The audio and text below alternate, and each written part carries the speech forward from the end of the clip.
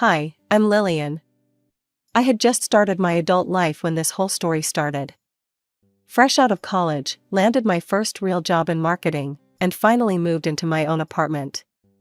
It's nothing fancy, just a small one-bedroom place with questionable water pressure and a temperamental radiator, but it's mine, and that means something.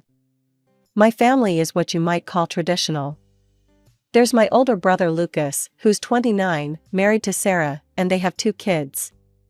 Mom and Dad still live in the house where we grew up, and every Saturday, like some unbreakable ritual, we all gather there for dinner. Lucas just closed another major deal at work, Dad would announce, beaming with pride while passing the mashed potatoes. "Third one this quarter." Mom would chime in, "That's our boy, always knew he had it in him." Then she'd turn to Sarah, my brother's wife, with that adoring look she seemed to reserve just for her. "And Sarah, darling, that dress is absolutely stunning. You always know exactly what to wear." I'd sit there, pushing food around my plate, while Sarah would give me one of her looks, you know, the kind that makes you feel like you're wearing a trash bag to a black tie event. She has this way of looking down her nose at me, even though we're the same height. These dinners were like watching a play where everyone had their parts down pat. Dad would brag about Lucas's latest achievement, Mom would gush over Sarah's newest accomplishment, and the kids would run around making noise that nobody seemed to mind. Meanwhile, I'd sit there, feeling more like a prop than a person. "Sarah's organizing another charity gala," Mom announced at one of these dinners, pride dripping from every word. "She's become such a pillar of the community. Like the daughter I never had." I nearly choked on my wine at that one. The daughter she never had? I was sitting right there, but somehow, I might as well have been invisible. Sarah shot me another one of her condescending looks, probably noticing how my mascara wasn't designer brand or whatever else she found lacking about me that day. It was during one of these typical Saturday dinners that everything changed. The roast was done, the kids were actually sitting still for once, and the usual chorus of Lucas's praises had just died down. That's when Mom and Dad exchanged one of those looks, you know, the kind parents give each other when they're about to make some big announcement. "We have something important to tell you all," Dad said, clearing his throat. He looked at Mom, who nodded encouragingly. "Your father and I have been thinking," Mom began, smoothing her napkin in that nervous way she has. "We've finally made our will." My fork froze halfway to my mouth. Sarah straightened in her chair, and Lucas stopped mid-sip of his water. "We've decided," Dad continued, his voice firm and decisive, "to leave everything to Lucas, the house, the cottage up at the lake, all our savings." I sat there, staring at my half-eaten dinner, while my brain tried to process what I'd just heard. Everything.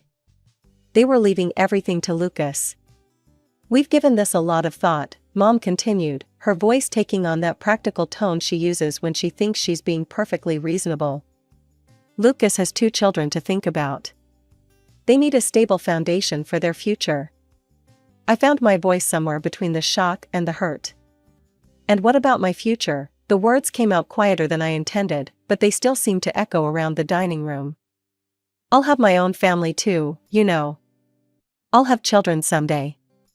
Mom's face did that thing it does when she thinks I'm being difficult, a slight tightening around the eyes, a small downturn of the lips. "Lillian, dear, this decision is final. Your father and I won't be changing the will." That's when it hit me. Like a tidal wave of memories crashing over my head, drowning me in years of realization. This wasn't about Lucas's kids. It was never about his kids, or the family name, or any of that. This was about Lucas. It had always been about Lucas. Suddenly, I was 8 years old again, sitting in the school auditorium during my piano recital, staring at 2 empty seats in the parent section because Lucas had a soccer game that day. I was 12, proudly holding up my straight-A report card at the dinner table while Mom and Dad fawned over Lucas's B+ in chemistry because he'd tried so hard. I was 15, crying in my room after my first breakup, while Mom was downstairs helping Lucas pick out the perfect corsage for his girlfriend. 16, winning the school's writing competition, but nobody came to the ceremony because Lucas had a college graduation that day. 18. Giving my valedictorian speech to an audience where my parents arrived late and left early because Lucas needed help moving into his new apartment. All those moments started connecting like dots, forming a picture I'd never wanted to see. "You've always loved him more than me," I said, the words tumbling out before I could stop them. The table went silent. Even the kids stopped fidgeting with their desserts. "This isn't about his children or his future. This is about you picking your favorite child." Again. Mom's face went pale. "Lillian, that's ridiculous. We love both our children equally." "When?" I demanded. "When have you ever shown that? Name one time you chose me over him." The silence that followed was deafening. Mom and Dad exchanged glances, probably trying to come up with examples, but I knew they couldn't. There weren't any. "I'm done," I said, pushing my chair back from the table. "I'm done pretending we're this perfect family where everyone is loved equally. I'm done trying to earn the attention you've always given him freely. I'm done with all of it. Don't expect me to come to any more family dinners. Don't expect me to keep playing this role of the grateful second-best child." "You're being selfish, Lillian," Mom snapped, her face flushing with anger. "And mercenary. Is that all you care about? Money?" "This isn't about money," I said, my voice shaking with emotion. "This is about respect. You've made it crystal clear that you don't consider me your daughter. And you expect me to keep showing up with a smile, pretending everything's fine?" Lucas sat there in uncomfortable silence, staring at his plate like it held all the answers to this mess. But of course, Sarah couldn't keep quiet. "You're being ridiculous, Lillian," she said in that condescending tone I'd grown to hate. "Everything about this is perfectly fair. You're just being moody and arrogant, as usual, always making everything about yourself." Something inside me snapped. All those years of taking her subtle jabs, her superior smirks, her backhanded compliments, I was done. I turned to her, feeling a strange calm wash over me. "You know what, Sarah? Stay out of this. You're not even really family, you're just someone who married in and thinks that gives you the right to judge everyone else. This is between me and my parents." The dining room went dead silent. Sarah's face crumpled, and right on cue, the waterworks started. She buried her face in her hands, shoulders shaking with sobs that sounded about as genuine as her designer knockoff handbags. "How dare you speak to Sarah that way?" Mom exploded, jumping to her feet. "She's been nothing but kind to you." Dad's face had turned that dangerous shade of red I remembered from childhood punishments. "Get out," he growled, "get out of this house right now." "Gladly," I said, standing up. "Don't worry, it'll be the last time you have to throw me out. I won't be coming back." I walked out of that house without looking back. The sound of the door closing behind me felt like the period at the end of a very long sentence. That was the last time I saw any of them. 2 years passed in what felt like a blink. I met James at a coffee shop. He was the guy who accidentally took my oat milk latte, and we ended up talking for hours. He was different from anyone I'd ever known. He actually listened when I talked, really listened. When we got married, it was exactly the wedding I wanted. Small, intimate, filled with James's wonderful family and our closest friends. No drama, no tension, no having to pretend. James's mom helped me pick out my dress, and his sister was my maid of honor. It felt more like family than anything I'd experienced in years. I didn't send invitations to my parents or Lucas and Sarah. Some of our relatives tried to convince me otherwise, telling me I'd regret it, that it was my wedding day after all. But I knew I'd made the right choice when I walked down the aisle and saw nothing but genuine smiles and happy tears. A year after the wedding, we were blessed with twins, a boy and a girl. The pregnancy wasn't easy, but James was there for every moment, every craving, every midnight panic about whether we'd be good parents. When the babies arrived, we made the decision together that I'd stay home with them. My marketing career could wait, these precious early years couldn't. My twins were growing fast, turning our quiet house into a playground filled with laughter and the pitter-patter of little feet. Life had fallen into a comfortable rhythm: playdates, preschool drop-offs, afternoon naps, and bedtime stories. I'd managed to create my own little bubble, carefully curated to keep the past where it belonged. I stayed in touch with a few relatives, the ones who understood my boundaries and respected them. Aunt Marie would come over for Sunday brunches, Uncle Pete would visit during holidays. They never pushed me about my parents or Lucas, and I never asked. When there were family gatherings, weddings, anniversaries, reunions, I'd politely decline if I knew my parents would be there. Sometimes I'd host small get-togethers at our house instead, where I could control who walked through my door. It wasn't perfect, but it worked. That Tuesday started like any other. I was in the kitchen, cleaning up after breakfast, while the kids were in the living room working on their latest masterpieces with crayons. The doorbell rang, and I assumed it was the Amazon delivery I'd been expecting.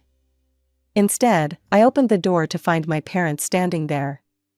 "Lillian," Mom said, her voice wavering, "we've missed you so much." I gripped the doorframe, my knuckles turning white. Someone must have given them my address, probably Cousin Rachel. She'd been hinting at family reconciliation during her last visit. "We want to see our grandchildren," Dad added, trying to peek past me into the house. "We've waited so long." I found my voice surprisingly steady. "No, you don't get to do this. You don't get to show up on my doorstep after 7 years of silence and expect to walk into my life, into my children's lives." They exchanged a look, that same look they'd shared at that last dinner 5 years ago. Something was off, I could feel it. "Why are you really here?" I asked, crossing my arms. "Why now, after all this time?" They hesitated. Mom opened her mouth, then closed it again. Dad shifted uncomfortably on his feet, looking everywhere but at me. Finally, Dad cleared his throat. Something's happened, Lillian." The truth came out about Sarah. "She's been unfaithful to Lucas. For years, apparently." Mom's tears were flowing freely now. "Lucas found her with someone else. He had the children tested, Lillian. The DNA results," she choked back a sob. "Neither of them are his." The world seemed to tilt sideways for a moment. I remembered those kids, the ones my parents had doted on, the ones who'd been used as proof of Lucas's superiority, the ones who'd been part of the reason I'd been written out of the will. The perfect grandchildren who weren't actually related to us at all. Mom wasn't finished. "There's more," she said, her voice barely above a whisper. "Lucas got tested himself, and," she looked at Dad for support. "He's infertile, Lillian, he can never have children of his own." I stood there in my doorway, trying to process this information while the sounds of my own children playing drifted from the living room. The irony wasn't lost on me: the golden child, the son who could do no wrong, would never have biological children of his own. "Those children," Dad said, his voice hardening, "they're not our grandchildren. Never were. They're just strangers. But you're twins, they're our true grandchildren. Our real blood. They're our only chance now at having proper grandchildren." I felt physically sick. For 10 years, these people had been grandparents to those kids. They'd attended every birthday party, bought every Christmas present, plastered their social media with proud photos. And now they were just erasing them? Like they never existed? "Do you even hear yourselves?" My voice came out sharp, cutting. "Those children love you. They call you Grandma and Grandpa. They didn't do anything wrong. How can you just stop loving them because of a DNA test?" "But they're not family," Mom repeated, as if that explained everything. "Your children, though, they're our real family." I stepped back, out of her reach. Get out of my house, and don't come back. My children don't need grandparents who can turn their love on and off like a faucet." "You can't do this to us," Dad started, but I cut him off. "Watch me." I closed the door in their faces, locked it, and leaned against it until I heard their footsteps retreat down the porch steps. Once they were gone, I grabbed my phone and pulled up Mom's Facebook page, something I hadn't done in years. The change was stark. Every photo of Lucas's kids had vanished, every proud grandma post deleted. 10 years of memories, of birthday parties and Christmas mornings, all erased with a few clicks. I was still staring at the screen when James came home that evening. He found me sitting at the kitchen table, the kids already in bed, a cold cup of coffee in front of me. "Rough day?" he asked, kissing the top of my head. I told him everything, the visit, the revelation about Lucas, my parents' casual disposal of 2 innocent children, their sudden interest in our kids. When I finished, I looked up at him, half expecting him to suggest giving them another chance, to say something about family being family. Instead, he pulled me into a tight hug. "You did the right thing," he said firmly. "Those kids of Lucas's deserved better grandparents, and our kids deserve better too. I'm with you on this, 100%. But they just wouldn't stop. Every few days, I'd find packages on our porch, expensive toys, designer clothes for the twins, even a pair of matching iPads. I'd gather them up before the kids could see them and donate everything to the local children's shelter. But the gifts were just the beginning. One Tuesday morning, I spotted Mom's car idling across the street from the kindergarten. 2 days later, there was Dad, pretending to read a newspaper on a bench near the playground. They never approached us directly, just watched from a distance, like stalkers in a bad movie. It was creepy and exhausting, constantly looking over my shoulder, wondering where they'd pop up next. I started varying our routes to school, taking different streets each day, but they always seemed to find us. "Enough is enough," I told James one evening after another gift delivery. I opened my laptop and started typing an email. "Mom and Dad, your behavior has become harassment. The gifts, the stalking near the kindergarten, it needs to stop. I've made my position clear. If you continue showing up uninvited around my family, I will have no choice but to involve the police. This is your only warning. Lillian." The response came within minutes, not via email, but through a barrage of text messages from Mom. "How could you do this to us? We're your parents. Don't you understand we might not have much time left? All we want is to know our grandchildren before it's too late. What kind of daughter threatens her elderly parents with the police?" I blocked her number, but then Dad's messages started coming in. "Your mother hasn't stopped crying. We're not criminals, we're family. Think about what you're doing to us in our final years." I was about to block his number too when one last message came through, this one longer than the others. "We've been thinking, Lillian. If you let us see the children, we'll change our will. Everything will go to you, the house, the lake cottage, all of it. You were right before. We'll make it right. Just let us be grandparents to your children." I stared at the message, feeling a mix of disgust and pity churning in my stomach. They still didn't get it. After everything that had happened, they still thought they could buy their way into my life, into my children's lives. And Lucas, my God, Lucas. The brother who'd lost everything, his wife, his children, his future as a father, and now our parents were ready to take away his inheritance too.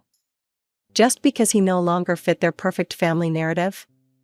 I thought about those family dinners years ago, how they'd praised him endlessly, how proud they'd been of his perfect life. But the moment that perfection cracked, the moment he became human and flawed and hurting, they were ready to toss him aside like he meant nothing. That night, after the kids were asleep, James and I sat at our kitchen table, 2 cups of tea growing cold between us as we talked through everything. "It's not just about the will," I said, running my finger around the rim of my mug. "If we let them in now, if we accept this deal, they'll hold it over our heads forever." James nodded, his face serious in the dim kitchen light. "They'd always have that power over us. Today it's let us see the kids and get the inheritance. Tomorrow it could be raise them this way or lose everything." The decision, when we finally made it, felt like setting down a heavy weight I'd been carrying for years. I blocked their numbers on my phone, blocked their emails, unfriended and blocked them on every social media platform. For a while, they tried to find ways around the blockade. Letters started showing up in our mailbox. Once, Mom even tried to reach me through my work email. But eventually, like a storm running out of rain, their attempts gradually tapered off into silence. Life went on. The twins started school. James got a promotion. I started freelancing from home during nap times. We were happy, truly happy, in our quiet, drama-free bubble. Then, on a random Tuesday morning, my phone rang with an unknown number. Lillian, the voice on the other end was hesitant, familiar yet strange. It's Lucas. Can we meet somewhere? Maybe grab a coffee? We agreed to meet at a small cafe downtown. Walking in, I almost didn't recognize him. The perfectly polished brother from my memories was gone, replaced by someone who looked human, tired, real. We sat in silence for a moment, both cradling our coffee cups like shields. I'm sorry, he finally said, the words tumbling out in a rush. For everything. For how they always favored me. For not standing up for you. For being part of the problem for so long. I stayed quiet, letting him talk. I'm not talking to them anymore either, he continued, staring into his coffee. I cut them off after I found out they wanted to rewrite the will and disinherit me. It's not even about the money, it's how quickly they were ready to throw me away. 35 years of being their son, and they could just erase me like that. Lucas wrapped his hands tighter around his coffee cup, his knuckles turning white. The last time I went to their house. He paused, swallowing hard. All the photos were gone. Every single one. The walls were bare where pictures of the kids used to hang. The shelves where Mom kept all those framed photos of birthdays and Christmases, empty. I felt a chill run through me, remembering those carefully arranged photo displays, how Mom used to spend hours getting them just right. I asked her about it, Lucas continued, his voice barely above a whisper. And she told me she burned them all in the fireplace. Like she was talking about getting rid of old newspapers or something. Those were 10 years of memories, first steps, first words, first everything, and she just burned them. He looked up at me, and I saw real pain in his eyes. I hadn't even filed for divorce yet, Lillian. The ink wasn't dry on the DNA tests, and she'd already erased them. 10 years of being the perfect grandmother, and she could just pretend none of it ever happened. Like those kids never existed. Like they never meant anything to her at all. I thought about all those Facebook posts she'd deleted, but somehow, burning physical photos seemed even more deliberate, more final. The will, he shrugged, trying to appear casual, but I could see the hurt beneath. I don't care about it anymore. They can leave everything to a cat shelter, for all I care. What I needed was their support. Just their presence, their love. Wasn't that supposed to be unconditional? Looking at him now, I saw something I'd never seen before, my brother, stripped of all the golden child armor, just being real. No pretense, no perfect family image to maintain. Just a hurt son trying to make sense of parents who could only love on their own rigid terms. You know what's funny? He said, attempting a smile that didn't quite reach his eyes. I finally understand what you went through all those years. What it feels like to be on the outside. I'm sorry I didn't see it sooner. Sitting there in that cafe, listening to my brother speak with such raw honesty, I felt something shift between us. The wall of privilege and favoritism that had separated us since childhood was crumbling. Maybe there was hope for a real relationship here, not the artificial one our parents had created with their constant comparisons, but something authentic. It won't happen overnight.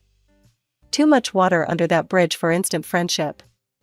But this conversation feels like a first step, a tiny seedling of possibility.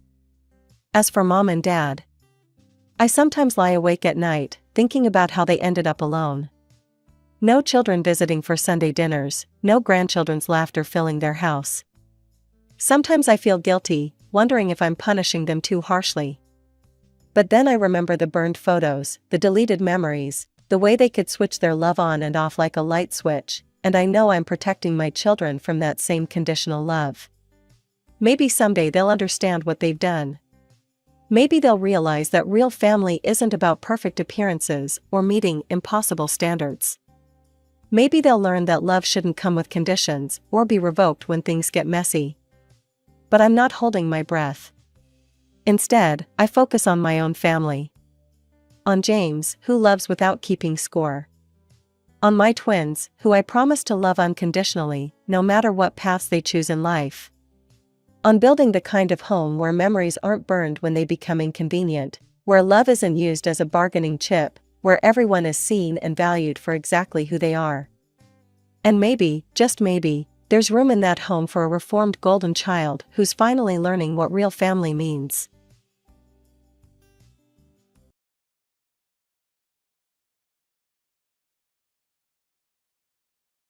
Oh? Is that you, Mandy? The moment I heard that voice, memories of my hellish married life surged back. And I turned around with goosebumps. Standing there was my smirking ex-husband, with a young woman clinging to his arm. The very person who made my first marriage a living hell is now standing right in front of me. Who would have thought we'd meet here? It's been a while, hasn't it? Huh? The ex-wife? Nice to meet you. The young woman next to him greeted me in a high-pitched voice. My ex-husband had his arm around her. You see, this is my current wife. Young and cute, huh? You are nothing compared to her. As I tried to leave, he stopped me and looked me over. Look at you, an old, unemployed, and poor single woman. You're living a miserable life because you couldn't serve me properly. Serves you right. Hey, that's a bit much. But it's true though. I was seething inside. I had to say something. Turning back to them, I asked quietly. Hey, who exactly are you talking about? My name is Mandy Thompson. I've been married to Ben for 2 years. In fact, I was married once before I met my current husband. That marriage was so tragic that I don't even want to remember it. The man I first married was named Steve Owen. We met at a small company where I started working as a fresh graduate. Steve, who was in charge of training me, seemed manly and dependable. Having had little experience in love, I was thrilled when he asked me out. And I quickly agreed to date him. However, Steve had always been somewhat tyrannical. He would get moody when I talked to other male employees. Or would behave arrogantly towards restaurant staff. But love was blind. After 2 years of dating, he proposed, and I agreed to marry him. Steve strongly wished that I become a housewife, so I did just that upon our marriage. Once married, I realized that his manly character was just domineering. Now that you're a housewife, do the household chores perfectly. That's your job. He never helped with the housework. No matter how hard I tried, he never appreciated my efforts. Instead, he was always nitpicking how I managed the household chores and finances. Still, I kept doing my best, grateful to be allowed to stay home. 3 months into our marriage, during winter, I came down with a severe cold. Feeling ill since morning, I checked my temperature, over 100 degrees. Chills and dizziness made it impossible to do any housework. When Steve returned from work and saw me wrapped in a blanket, he visibly grimaced. Hi, Mandy. What are you doing lying down? Steve. I think I caught a cold. My temperature is over 100 degrees. Despite my explanation, he frantically looked around the house and scowled. Hey. You haven't done the cleaning or the laundry. I've been feeling ill since the morning, I really couldn't do it. Don't spout such lazy excuses, you're just a housewife. He shouted and then yanked away my blanket.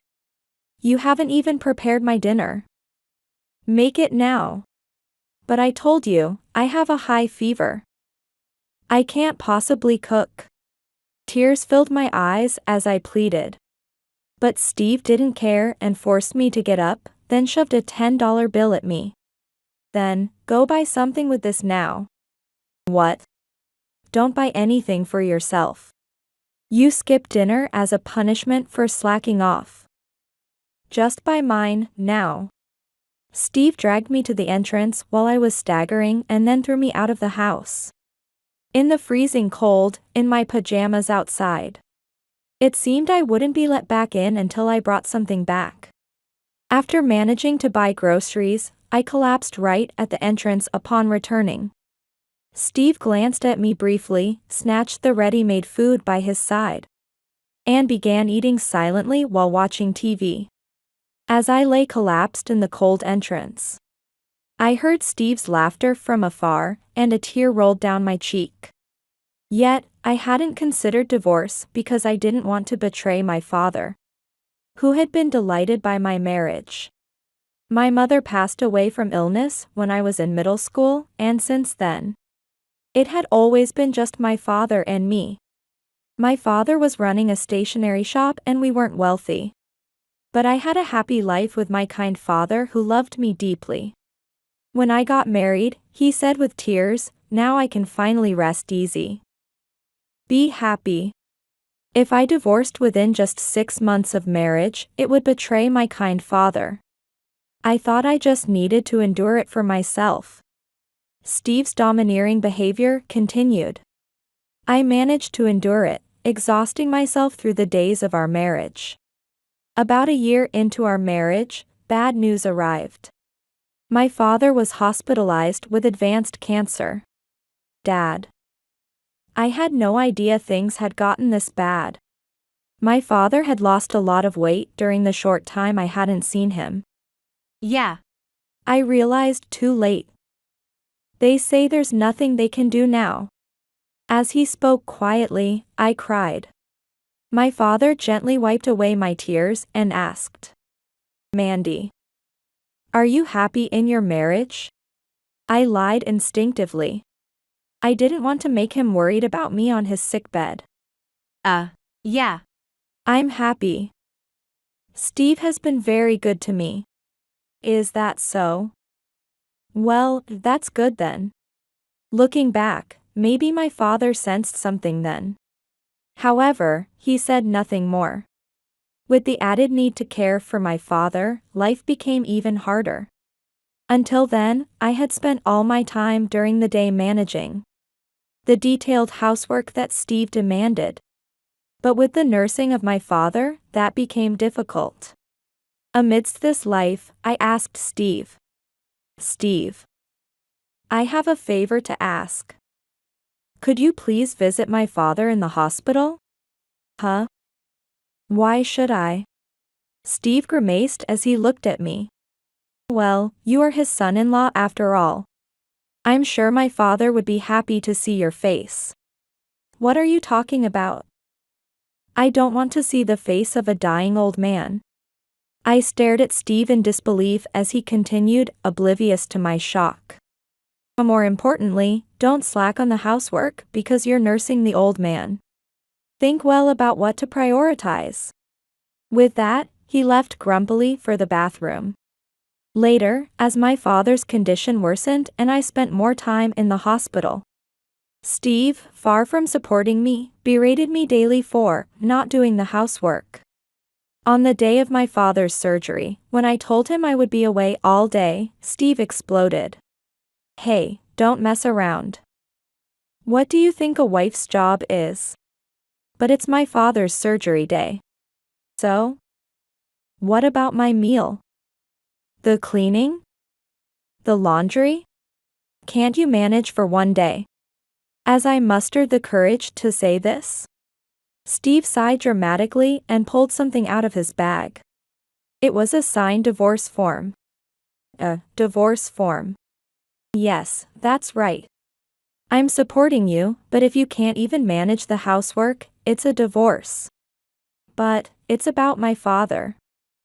I'm the only family he has. I don't care. If you're saying you won't do the housework because you're accompanying him to surgery, then it's an immediate divorce. Just think well. Steve left these words behind and went off to work. I was stunned, staring at the divorce form on the table. But I had no choice but to accompany my father to surgery. After the surgery, as my father woke up, I was crying by his bedside. "Dad, are you awake?" As I hurriedly wiped my tears, my father spoke quietly to me. "You're really struggling with your married life, aren't you?" "It's okay, I kind of knew." "Dad. I'm sorry. I might get a divorce. Even though you were so happy about my marriage, I'm really sorry." I sobbed like a little child and told him everything. My father listened, nodding, and then he said, "Mandy, there's something I've never told you before." Actually, I was stunned by the shocking content of his words.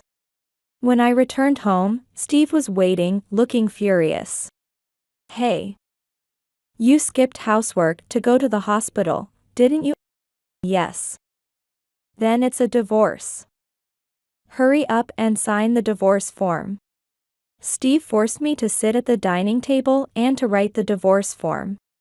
I quietly asked him, "Are you really going to abandon me? Me, who is stressed out from taking care of my father?" "Yes, that's right.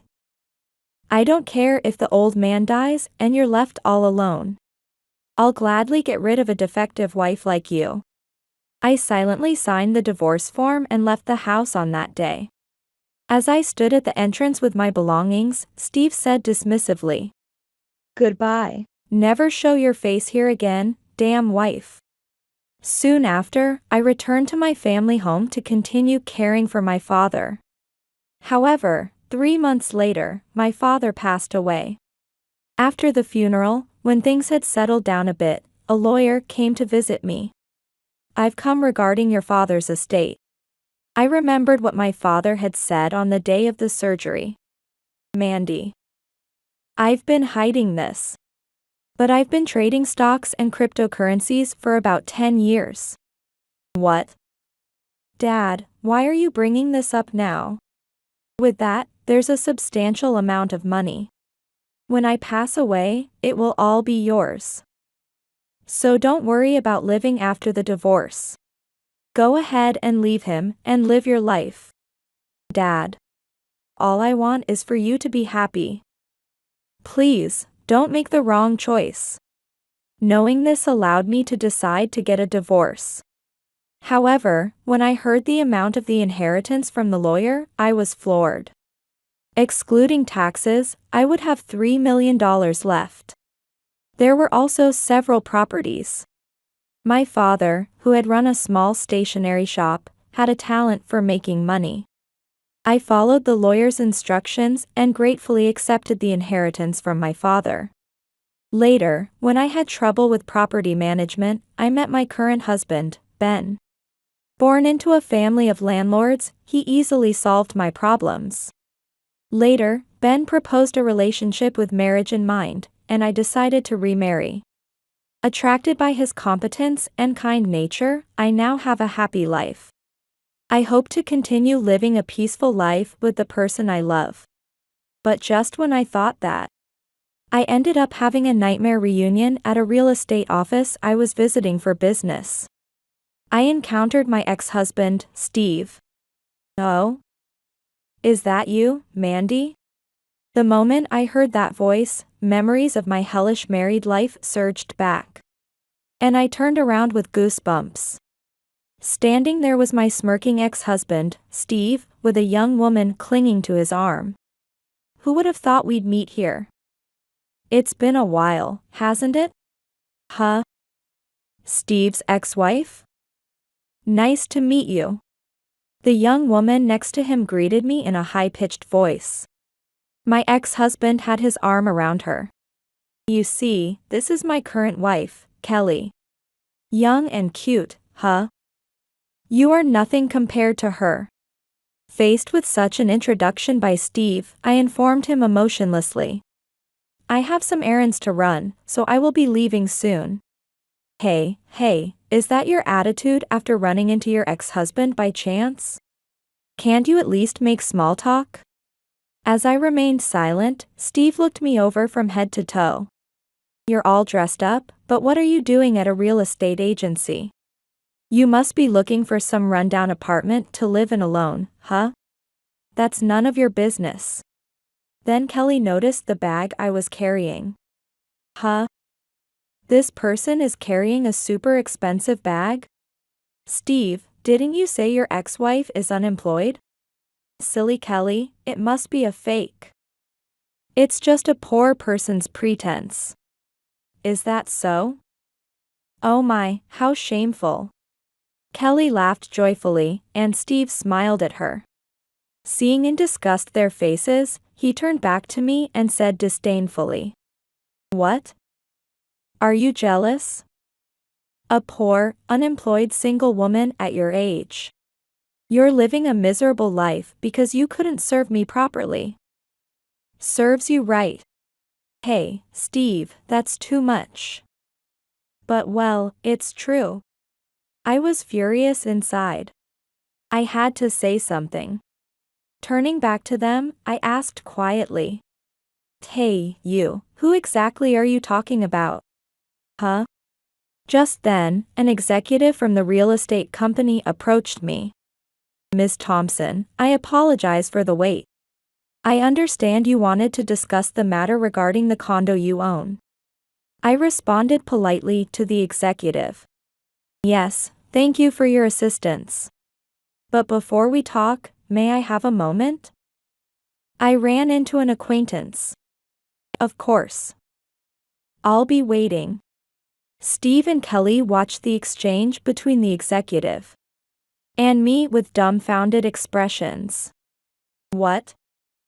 Owns a condo? He finally broke his silence, and I replied to him with a sigh. Yes. I currently own several properties. And I'm here today to discuss some contracts. Huh? Real estate? You? As he struggled to grasp the situation, I enlightened him. The father you ridiculed had made millions in stocks and owned several properties. I inherited all of that. What? You kept the inheritance a secret from me. You were the one who ridiculed and abandoned my father and me, right? Steve stammered and his face changed colors rapidly. Eventually, he began to beg. Mandy. I'm sorry about that time. I'll break up with her, so please marry me again. Huh? Wait a minute, Steve. Kelly looked at him with a shocked expression. As I looked down at him expressionlessly, Steve pleaded. Actually, my company is going under, and I'm in trouble with money. What? I didn't know about that. Shut up. You be quiet. Mandy, please, we were once married, right?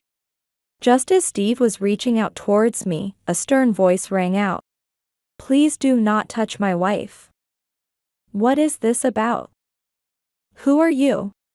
There stood Ben, my current husband, who had arrived a bit late. He put his arm around my shoulder and glared at Steve. Tall and dressed in a well-tailored suit, Ben exuded an aura of wealth. Steve shrank back and muttered. Wife. Mandy, you remarried?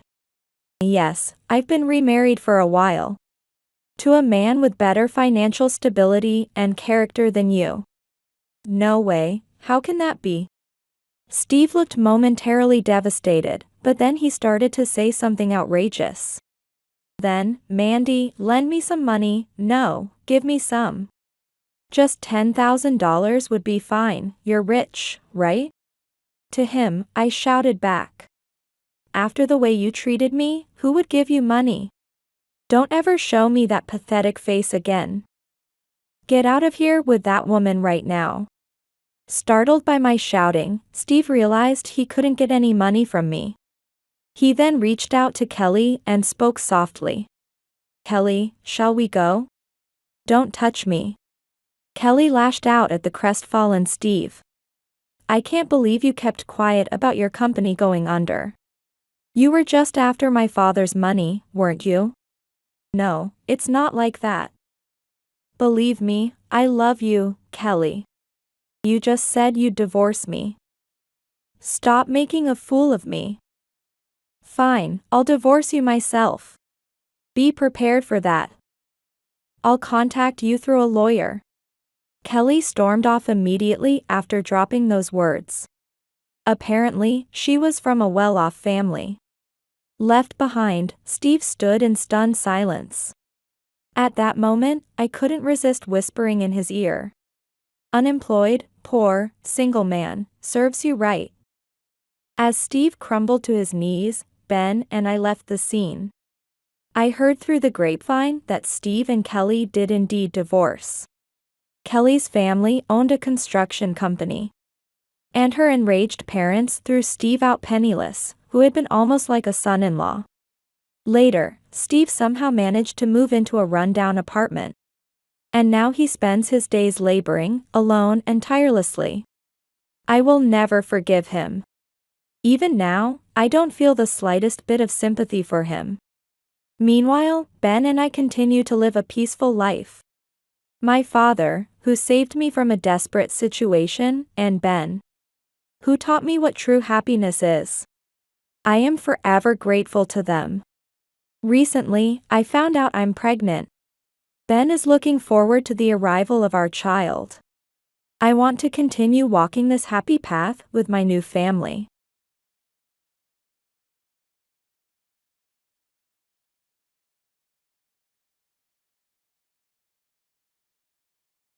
You're so broke you need welfare, huh?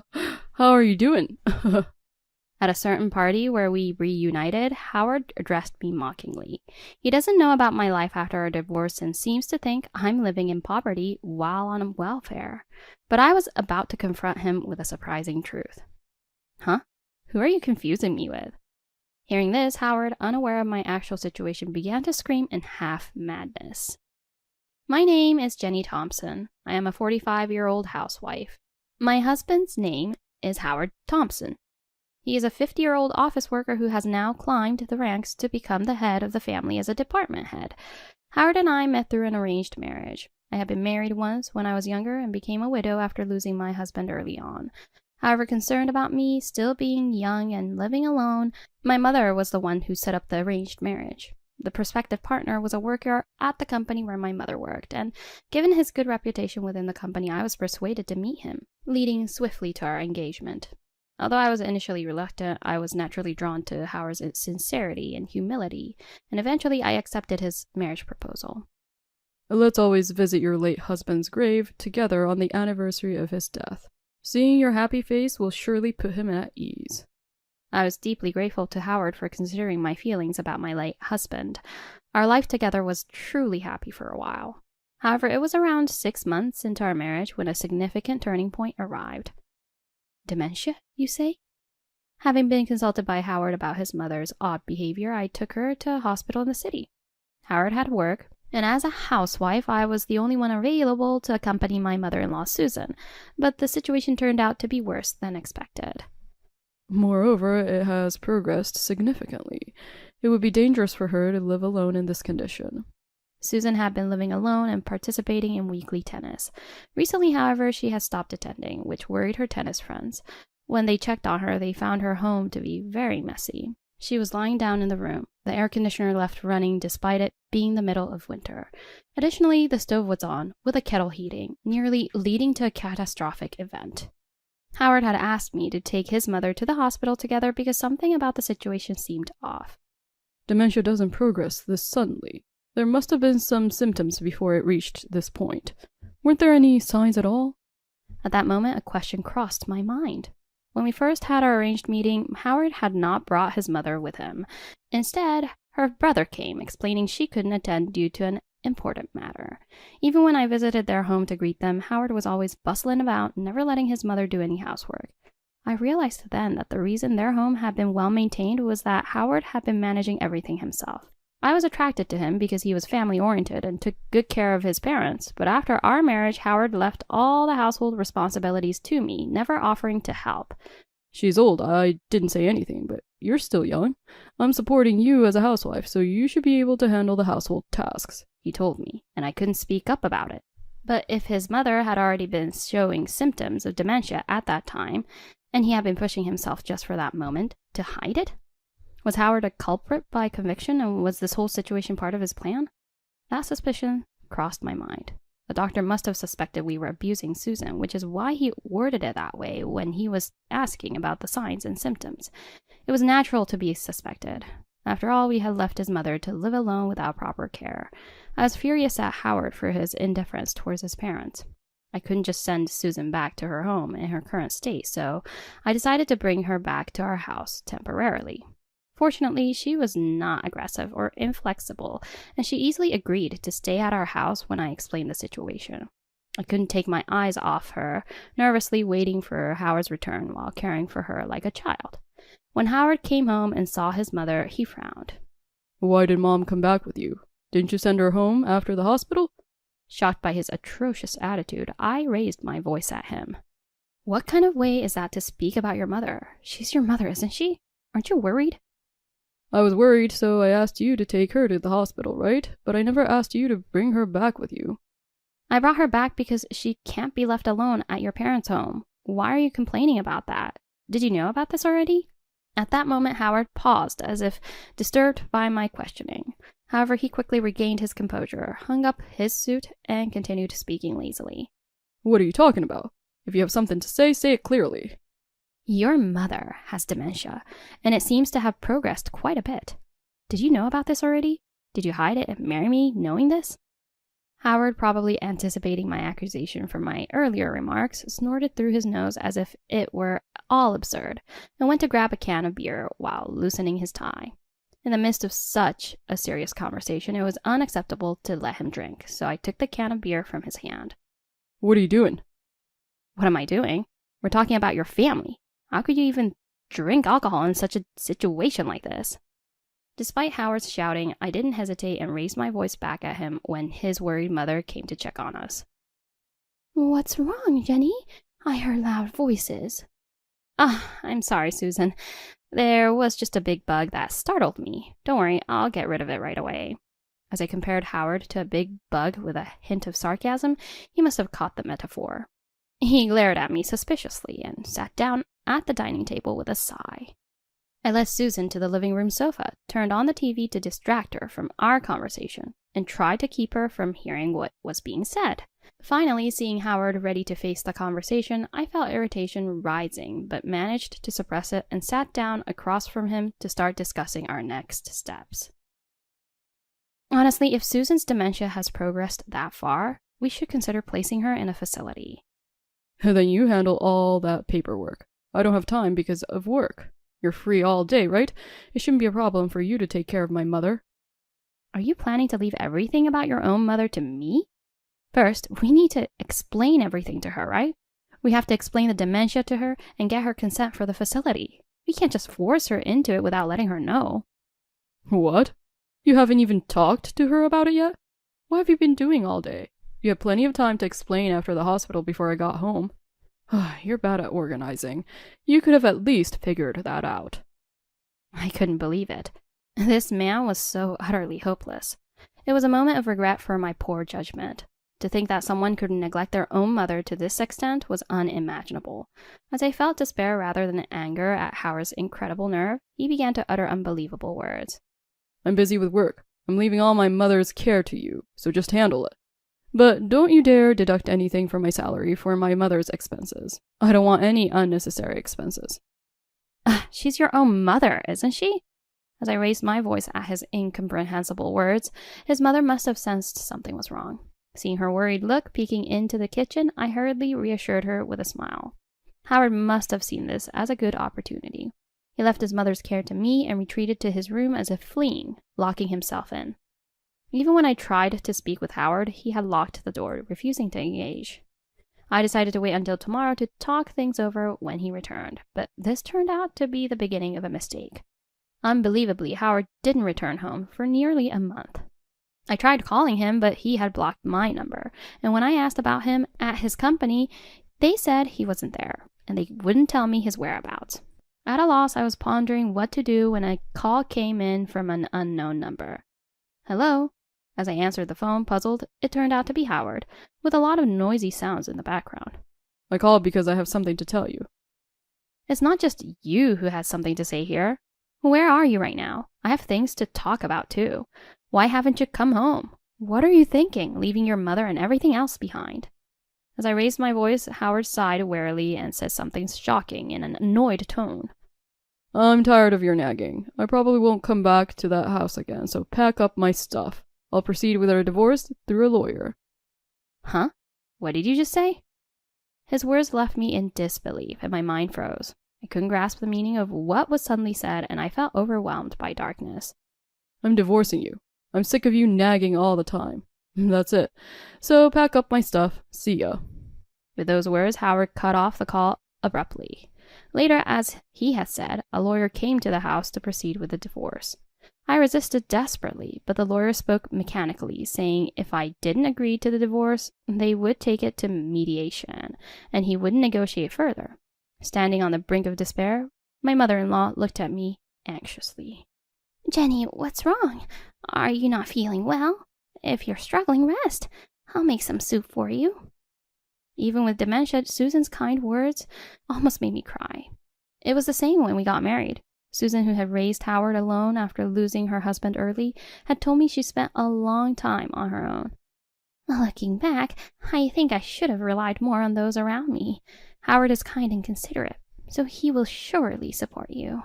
So, Jenny, make sure to rely on him a lot. You shouldn't bear it all alone. Remember the person who loved you. Always keep them in your heart. They're probably watching from heaven, and seeing you happy is their greatest joy. As I watched Susan sip her tea and smile cheerfully, tears flowed freely. She must have sensed my distress and reluctance to get married. She had understood everything and accepted me with generosity, leaving me only with words of gratitude. Looking back, I think Susan was thinking of Howard as a child at that time. Now that his kindness has become superficial, that memory has faded, and only the cherished memory of her dear child pursuing his interests remains. I heard that with dementia, only past memories remain vivid, and those words seemed to confirm it. As I cared for Susan, wondering what to do next, I felt worn down by the care and as if I was reaching my limit. If I had to endure such harassment every day, perhaps it would be easier to just divorce. Fortunately, I had a secret plan to help Susan.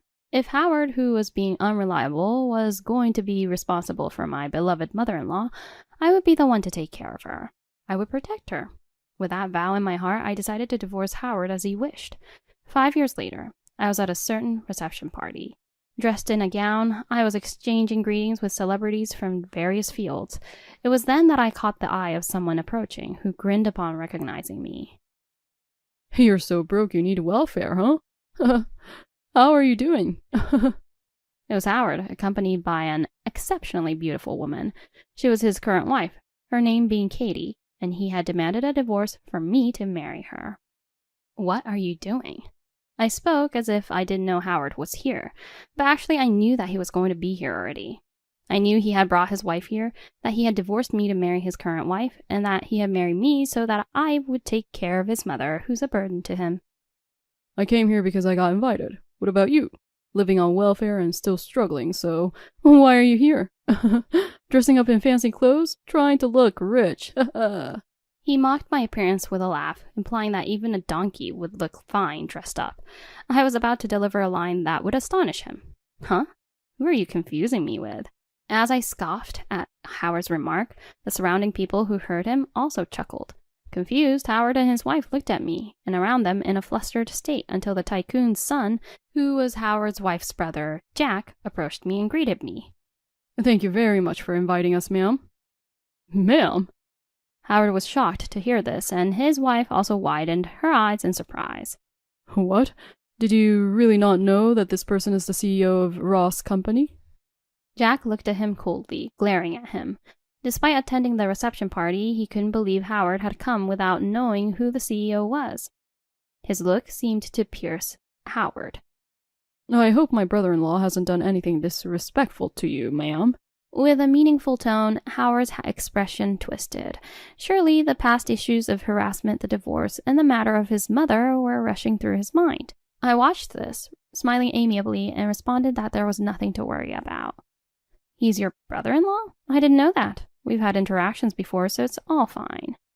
Howard and his wife were bewildered by my reply. Surely he, being her brother, thought I was just an ex-wife and the affair partner during our marriage. They thought this fact hadn't been revealed.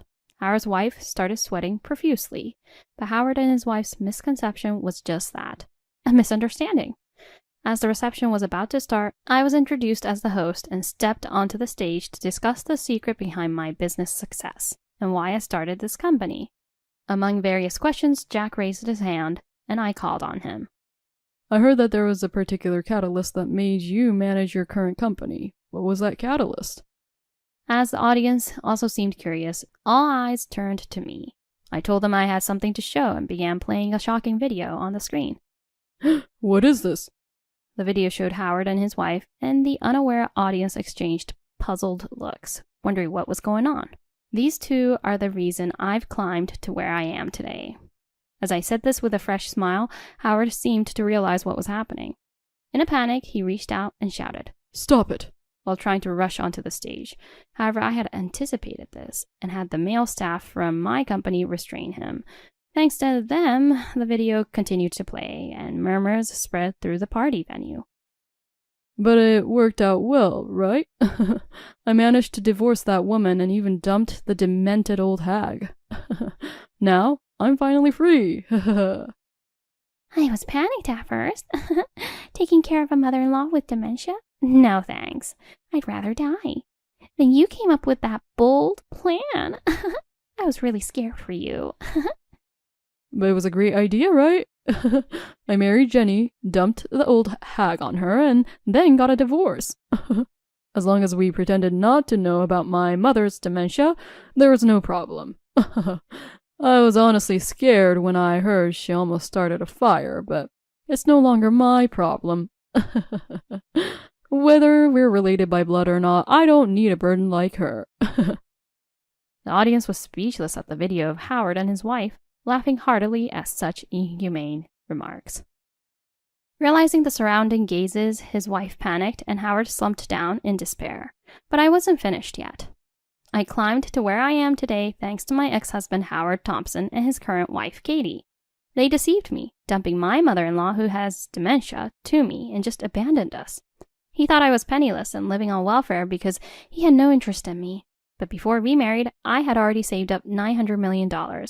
If he had been interested in his wife, he would have looked into that or asked, right? What do y'all think? Howard and his wife were shocked by my words, and Howard exclaimed, 900 million? I used to manage several companies and made tens of millions annually. Having earned enough for a lifetime, I retired early, and thanks to him, I didn't have to touch that money and lived a comfortable married life. When he met me, I was just a housewife, helping out with my family's business, so he suspected nothing. As I narrated this with a troubled laugh, the audience mocked them for their ignorance, and Howard and his wife were ridiculed. The only one silently watching all this was Jack, and Katie began begging him to do something, throwing a tantrum. But the next surprise came in an instant. This worthless ex-husband pushed everything onto me and dropped me to the lowest depths of life. But someone was there to help me. Light technician, please spotlight him. Without the spotlight that had been on me shifted unexpectedly to Jack. Seeing this, Katie was startled and frantically looked back and forth between me and her brother. This video is well shot, isn't it? It's actually a recording of their conversation. Who do you think filmed it? Then, at that moment, Katie's expression, who had thought her brother was her ally, shifted to one of utter despair. I'm sure the astute among you have realized by now. No one else around them could have filmed this. This means that this footage was taken by her brother, who has been collaborating with me. It's quite a valuable video.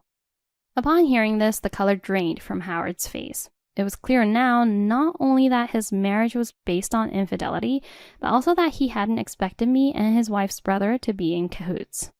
As I started to explain why I had formed a cooperative relationship with him, Howard and his wife were rendered speechless. I placed my mother-in-law in a facility and started a new business to support her. During this time, I received a phone call. It was from him. He had found out about my ex-husband and his current wife's affair when they got married. This was because my ex-husband had boasted to a female colleague when he joined his company, and the story reached the president, her brother. Howard's indiscretion had led to this predicament.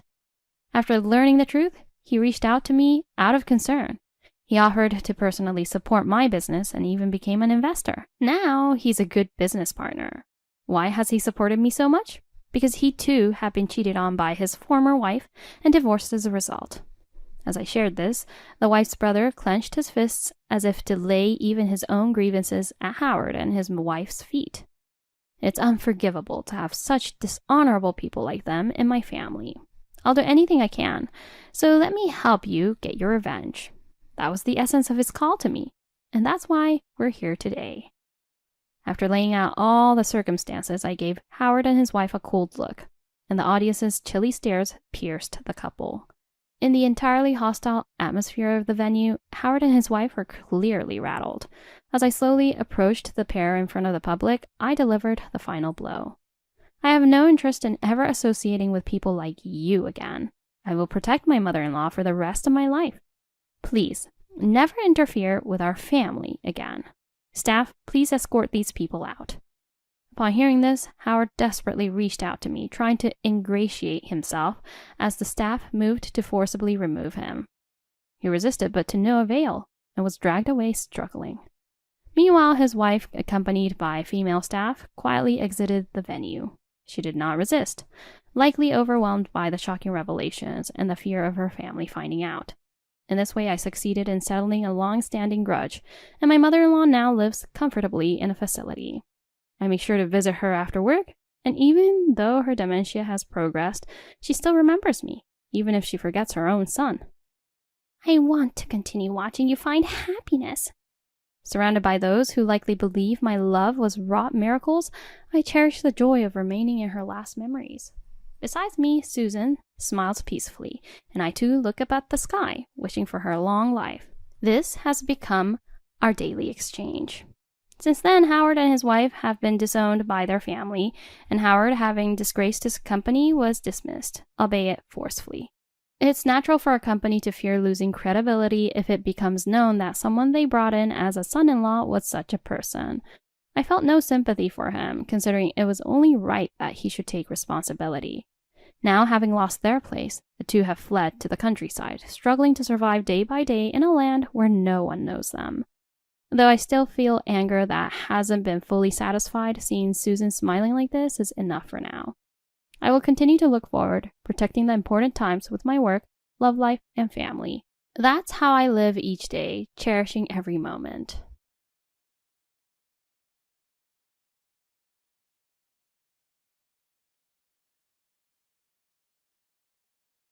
The president of the company where my husband works turned out to be my uncle. We invited the president to our wedding, and I reunited with my uncle after a long time. I wondered what kind of person Tyler had chosen, but you're nothing special, are you? You don't even come close to my charm. But I decided not to mind that. My name is Kristen. I will soon be 31 years old. I graduated from university and worked for a food manufacturer. I have always loved cooking and was fulfilled working in a field I enjoyed. When I was 25, I met Tyler, who would become my husband, at a local eatery I frequented. I loved the taste of this restaurant and visited 3 times a week. Tyler was there alone and seemed new to the restaurant, unsure of what to order. Seeing him like that, I spontaneously recommended a dish to him. The recommendation is the rolled omelet. Surprised by being suddenly spoken to, Tyler looked shocked but then smiled and thanked me. At that moment, I felt a spark for him. From that day on, Tyler became a regular at the restaurant. And whenever we met, we dined together. After discovering we were the same age, we started talking informally. Want to share this salad? One day, Tyler surprised me by suggesting we share food from the same plate. Something we hadn't done before even while dining together. Tyler, do you say that to everyone? Your girlfriend will get mad. Embarrassed, I overreacted, but then Tyler looked at me seriously. I don't have any, so will you be my girlfriend? Thus, after about a year of meeting, we started dating. We usually had a date at my house because he wanted to eat my cooking. having a home date and eating my girlfriend's cooking is the best," Tyler would say, filling his mouth with food. I cooked a lot for him, and I loved seeing him happily clearing the plates one after another. I learned after we started dating that Tyler was quite a big eater. He had been eating modestly at the restaurant because it cost money. "Honestly, Kristen's cooking is the best in the world. I want you to cook for me every day when we get married." Tyler was the kind of person who would say such things without any embarrassment. Although I tried not to take his words too seriously, I naturally started thinking about marriage. He was the same age as me but had a cute and caring nature that made me want to look after him. That's why, when I was with him, I naturally took on a more responsible role. However, there was no sign of a proposal from Tyler, and before I knew it, 2 years had passed. Impatient, I asked him, "What do you think about marriage?"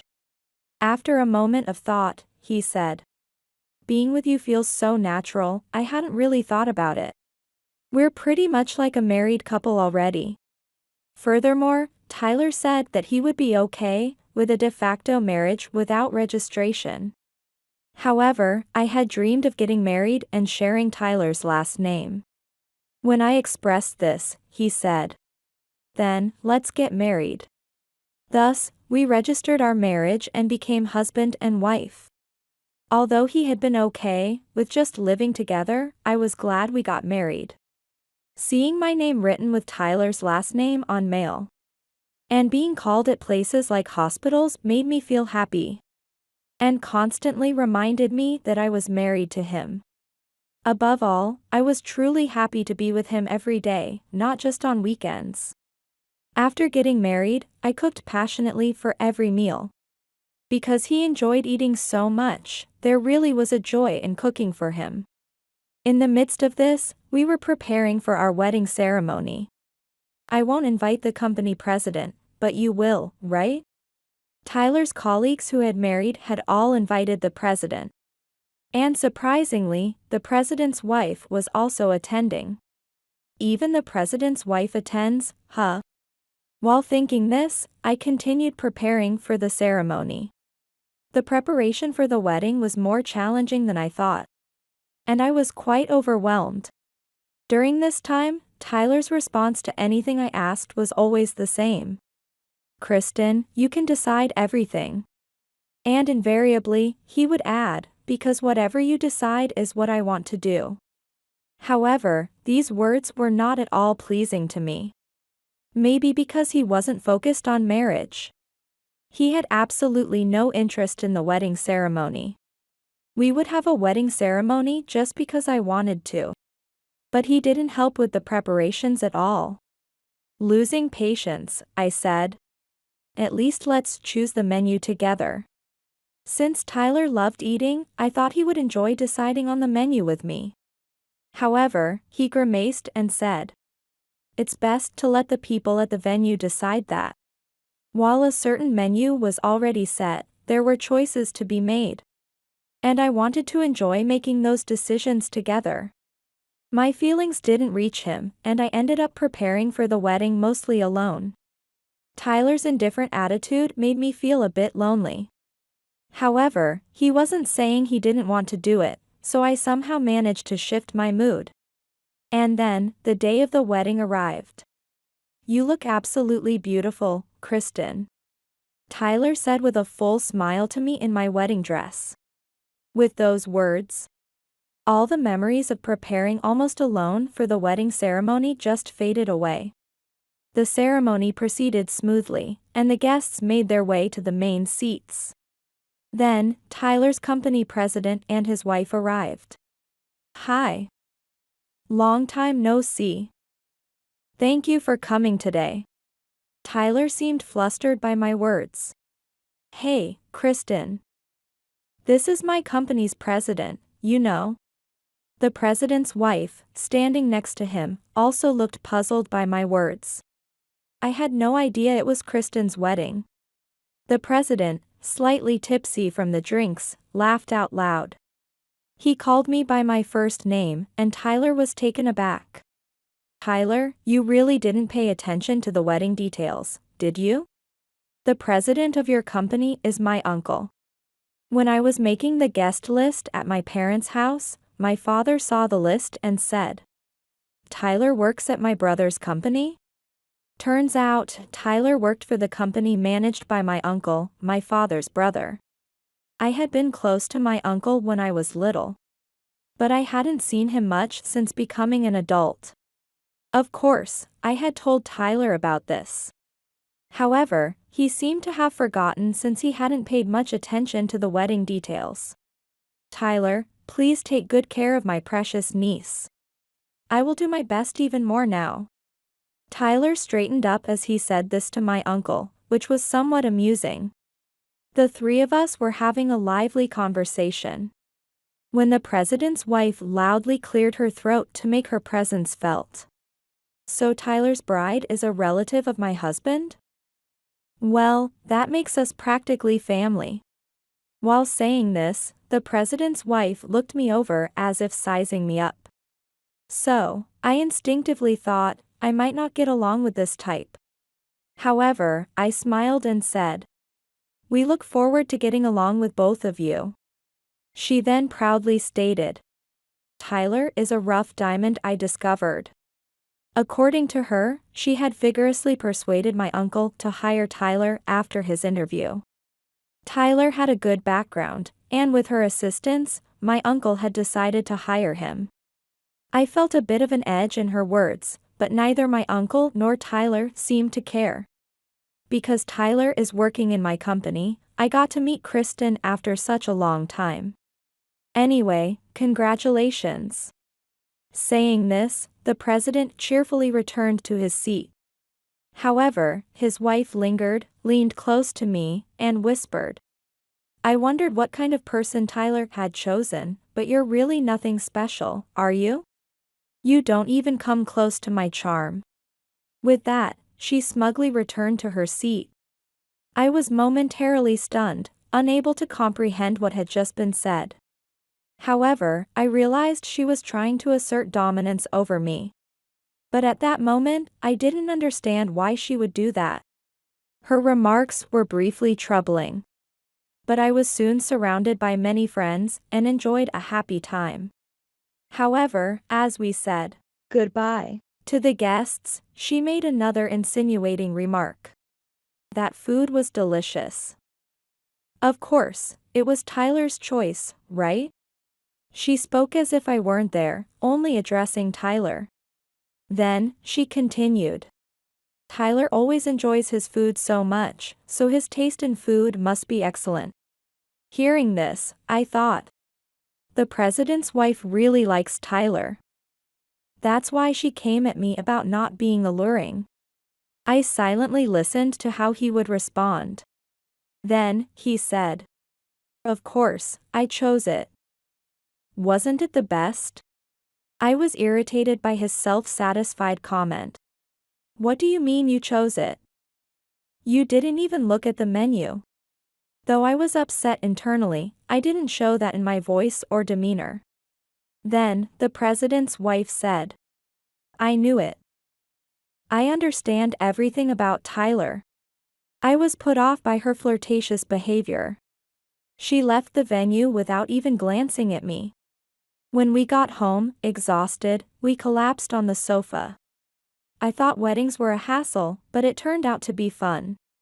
I couldn't resist a jab. It was all thanks to my preparations. And yet, you said such things in front of the president's wife. It seems she really likes you. I pointed out that Tyler had lied about selecting the menu himself.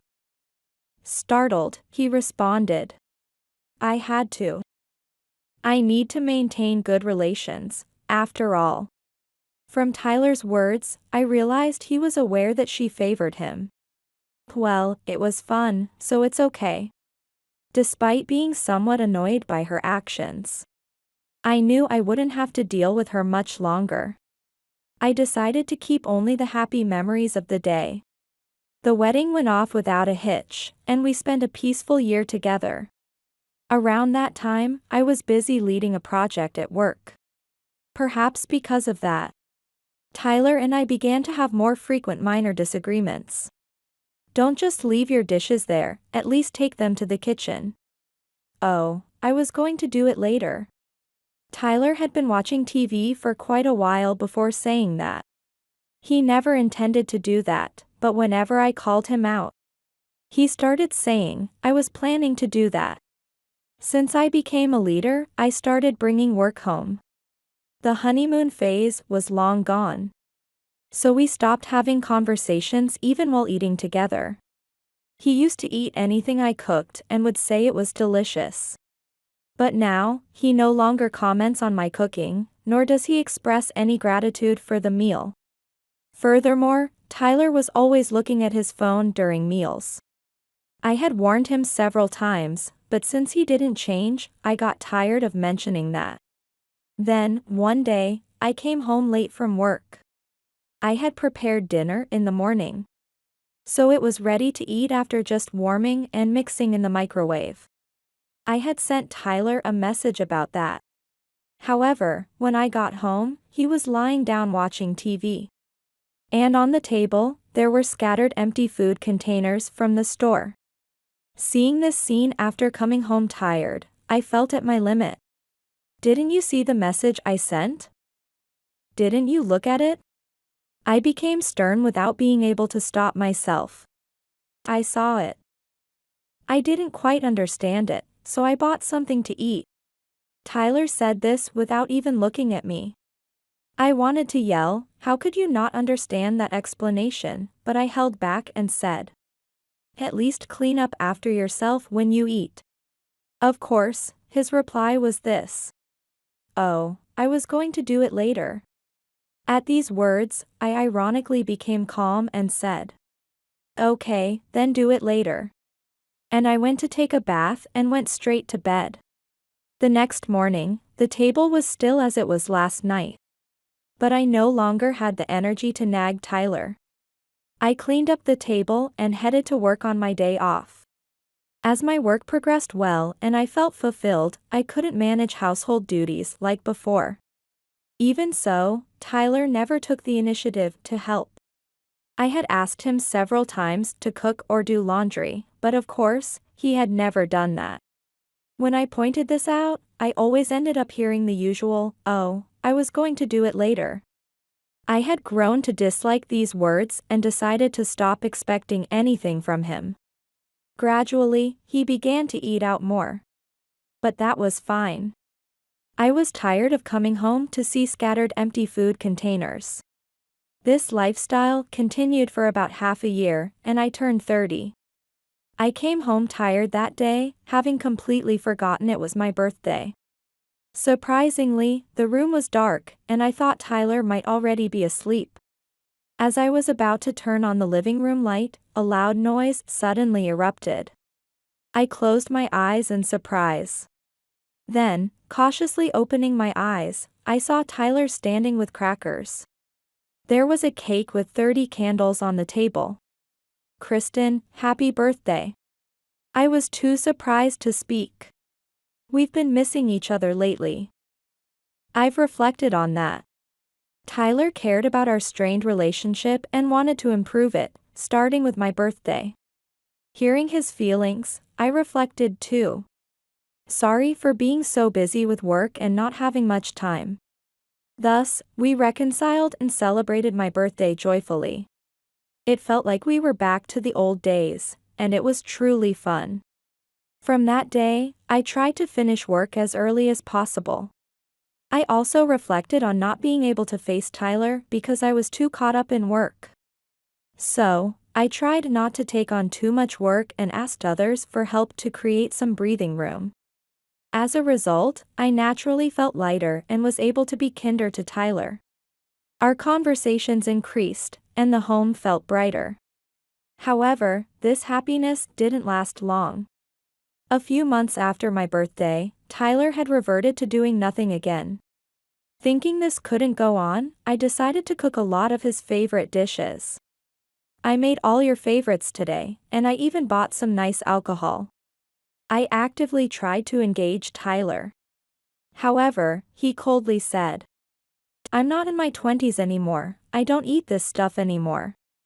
Saying this, he threw all the food I had prepared into the trash. I was too shocked to say anything. Tyler had been drinking quite a bit while I was cooking. Even though he was drunk, I couldn't forgive this appalling behavior. The next morning, when the alcohol had worn off, I showed him a photo. What? Don't show me pictures of such ugly food. He sighed heavily and looked away from the photo. I struggled to hold back my tears. Don't you remember because you were drunk? You threw away all the food I made. I had taken photos of the discarded food. However, he sighed even more deeply and said, maybe it's impossible for us to get along, isn't it? Saying this, Tyler went out somewhere. I was left with a gaping hole in my heart as I headed to the office. I had a business trip to the neighboring town that day. There was an important presentation, so I decided to forget about Tyler for the moment. After successfully completing the meeting, I returned home earlier than planned. When I opened the front door, I saw unfamiliar women's shoes. Tyler's shoes were there too, so I was certain he had brought a woman home. As I had become busier, I had started writing my schedule on the whiteboard on the fridge. It seemed Tyler had seen this and let his guard down, thinking I wouldn't be home yet. I activated my camera to take evidence of the affair and held my breath. Peeking into the living room, I saw the company president's wife Gina and Tyler engaged in a certain act. Gross. It was a sight I wanted to look away from. But I continued recording until the conversation was over. Once I had enough evidence on video, I left the house. Then, I headed straight to a cafe. I started up the laptop I had brought with me and edited the video I had just shot. Then, I sent the video to a certain place. Later, I returned home at the scheduled time. Of course, Gina was no longer there, and Tyler was lying down watching TV.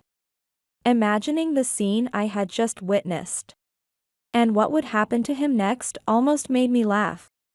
However, I maintained my composure and carried on with life as usual.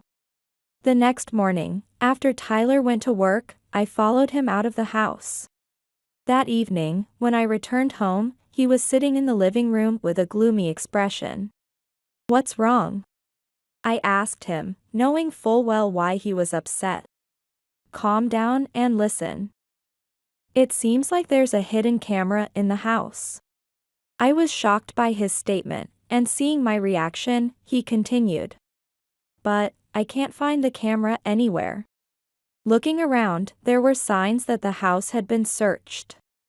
Tyler had been desperately searching for the hidden camera. What exactly was recorded? I asked Tyler, and he fell silent. It was understandable. Embarrassing footage of him had been captured. Then, the doorbell rang, and Tyler answered it. President, and the president's wife. Why are you here? I smiled mischievously and said. Now, all the main characters are here. Gina had an expression that suggested she had already seen the video. However, the president, my uncle, seemed not to have seen it yet and was struggling to grasp the situation. In fact, I had called Tyler's company, asking the president and his wife to come to the house. Shall we watch this now? I displayed the video on my laptop. It showed Tyler and Gina playing a real-life house game. Gina, is dinner ready yet? Tyler, you're so cute. While saying this, Gina brought the food from the kitchen. She cooled a hot hamburger steak with her mouth before feeding it to Tyler. Gina's cooking is the best. I'm tired of Kristen's cooking. Oh, don't mention that plain Jane. I'm 68, but I'm still hotter than she is.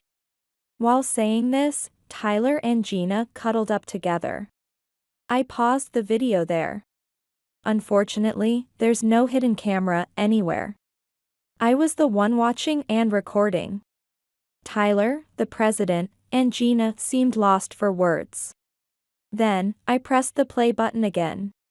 A slideshow started. It showed Tyler throwing away my food, lying on the sofa watching TV, and exchanging loving messages with Gina. Then I said to my uncle, "It seems you haven't seen it yet. But I sent this video anonymously to the company's inquiry email. I had requested that they not inform the president yet.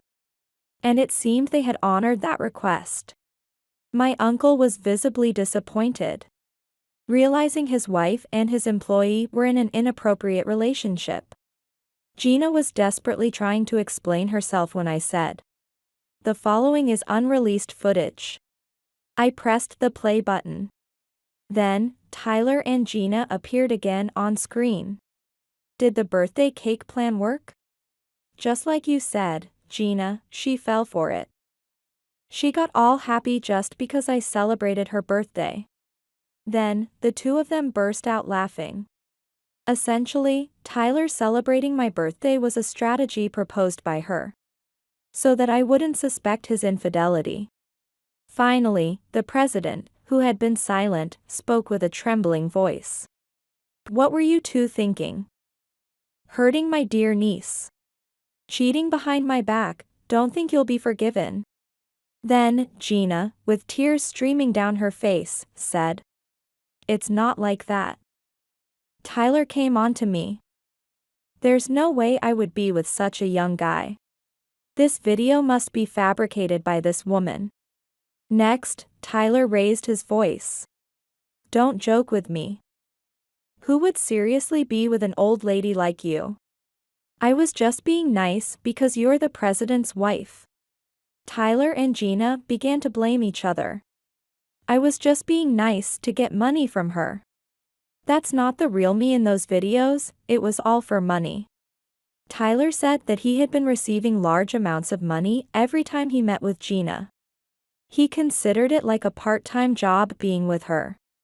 Nobody's going to believe that. I coldly pushed away Tyler, who was clinging to me. Tyler had been cold to me, having an affair with the president's wife. That fact wouldn't change, and above all, this video was proof. "Gina, of course we're getting divorced. Pack your things right now and get out of my sight." "No. Why has it come to this?" I coldly said to her, who was crying. "This is what happens when you do such things." I played the video again. That's when Tyler smashed the computer.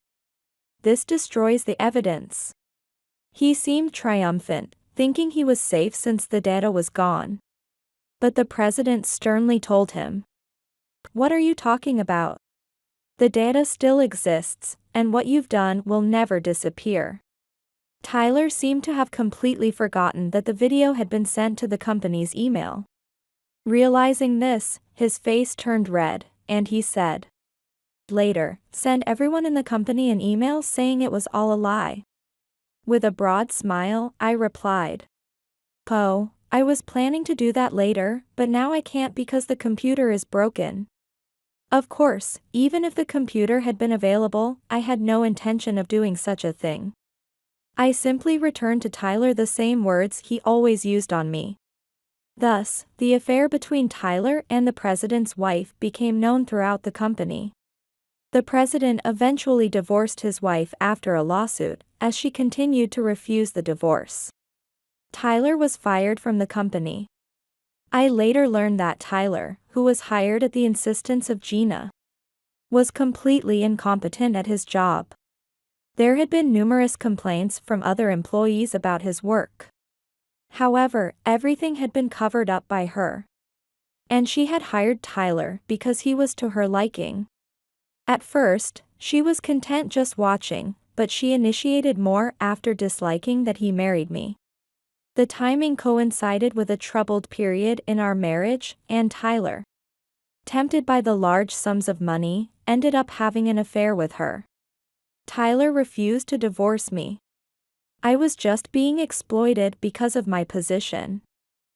"I have no feelings for Gina. So it doesn't count as cheating," he claimed. Thinking this was absurd, I decided to leave the rest to my lawyer.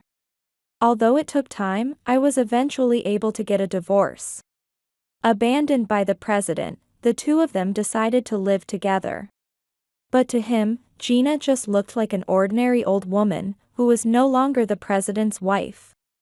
Bothered by her aging odor, he couldn't stand to live with her and left the house. She was left completely devastated and lived alone. Tyler got reemployed but kept getting fired because he was incompetent. The computer was company property, so I made sure he paid compensation for it. On my end, I steadily climbed the career ladder, and my salary increased significantly. Although the workload and responsibilities increased, I genuinely enjoy my work. I regretted sending the video to my uncle's company initially. But instead, I was thanked by my uncle. The divorce allowed him to rid himself of his extravagant spending wife and fire Tyler, who was unpopular among other employees. Since then, the company atmosphere has improved, and the business has been thriving. I plan to continue enjoying my favorite cooking and living a bright life.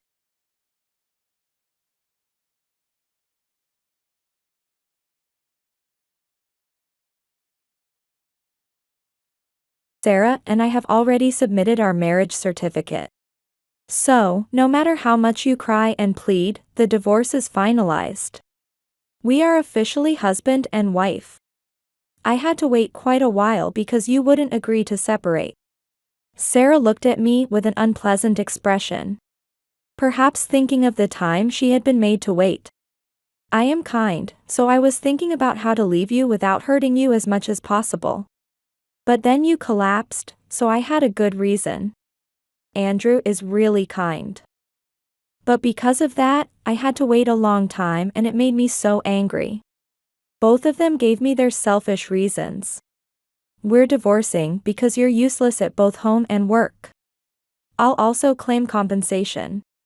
There was much I wanted to say. But it was pointless to speak to people who boldly say such unreasonable things. I decided to accept the divorce thinking that understood. But 7 days later, Andrew called me crying. My name is Jenny White. I am 27 years old. I work at a real estate company. I got married 2 years ago, and now I live with my husband Andrew. Before that, I lived with my mother. My parents divorced when I was young, and my mother raised me alone. However, my father also paid child support, and my mother was an independent woman. So I never experienced financial hardship. I was also cherished by grandparents from both families. They celebrated events like First Communion, school entrance, and graduation ceremonies. And I can say I grew up without lacking love. Now, my mother lives about a 10-minute walk from our house. I find time between my busy job to have lunch or coffee with her. I also keep in fairly regular contact with my grandparents. I see my father the least often, but he doesn't treat me poorly at all. Rather, he seems to be considerate of my mother. We do keep in touch, and it feels somewhat like he's a father on a business assignment. I grew up without any hardships. But there was always a part of me that was conscious of being a child from a divorced family. And I continued to long for a family where the parents were together. Perhaps because of that, I had a strong desire not to divorce myself. As a result, I ended up in a difficult marriage. Andrew and I started dating because I was in charge. When he came to look for a new house at the branch where I work, my first room was like a dormitory with one bathroom that we all shared. My salary has gone up a bit, and I'd like to live in a slightly better room. After showing him a significant number of properties based on such a request, we found we had similar hobbies and got closer during our talks. Could we exchange contact details? Although it's not ideal to exchange personal contacts with a client, I wanted to talk more. So I ended up giving him my personal account. That led to dating and eventually marriage. The current room you found for me, the lease renewal is coming up. So, I thought, why not move into a room we can live in together? Could you find one again? That was Andrew's proposal. We had a small, family-only wedding. I have few relatives, and Andrew's parents are not very social, so it was agreed that was fine.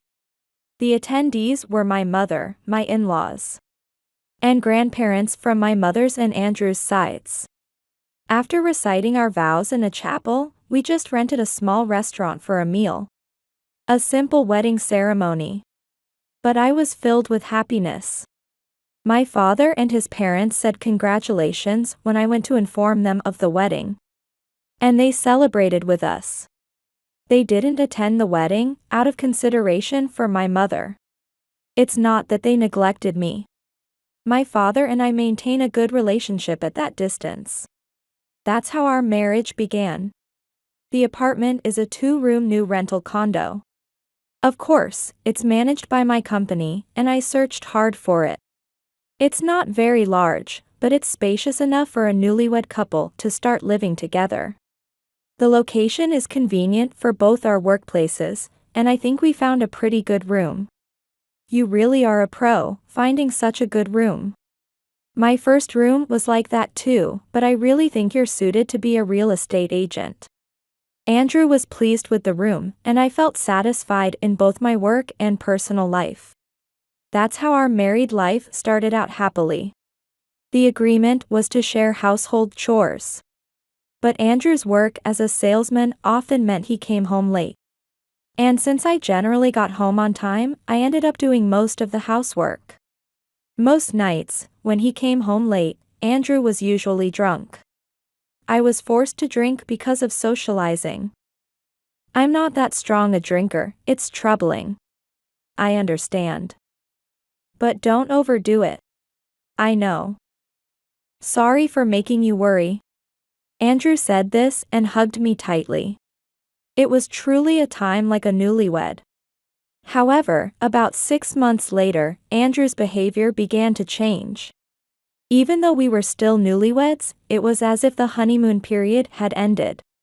And he began to look down on my work. You're home already? It must be easy working at a real estate reception. Do you even have to work overtime? Our shop has evening hours for customers who can only come at night. So there's hardly any overtime after daytime shifts. That must be comfortable. Why don't you work at night too? Since it's an easy job, it wouldn't make much difference to work a little longer. I'd be troubled if I had to rely only on my income. Let me clarify that both of us work, and we share the household expenses equally. There is no truth to the claim that I rely solely on Andrew's income. How many hours did you work today? Just moving a bit when someone comes to the store.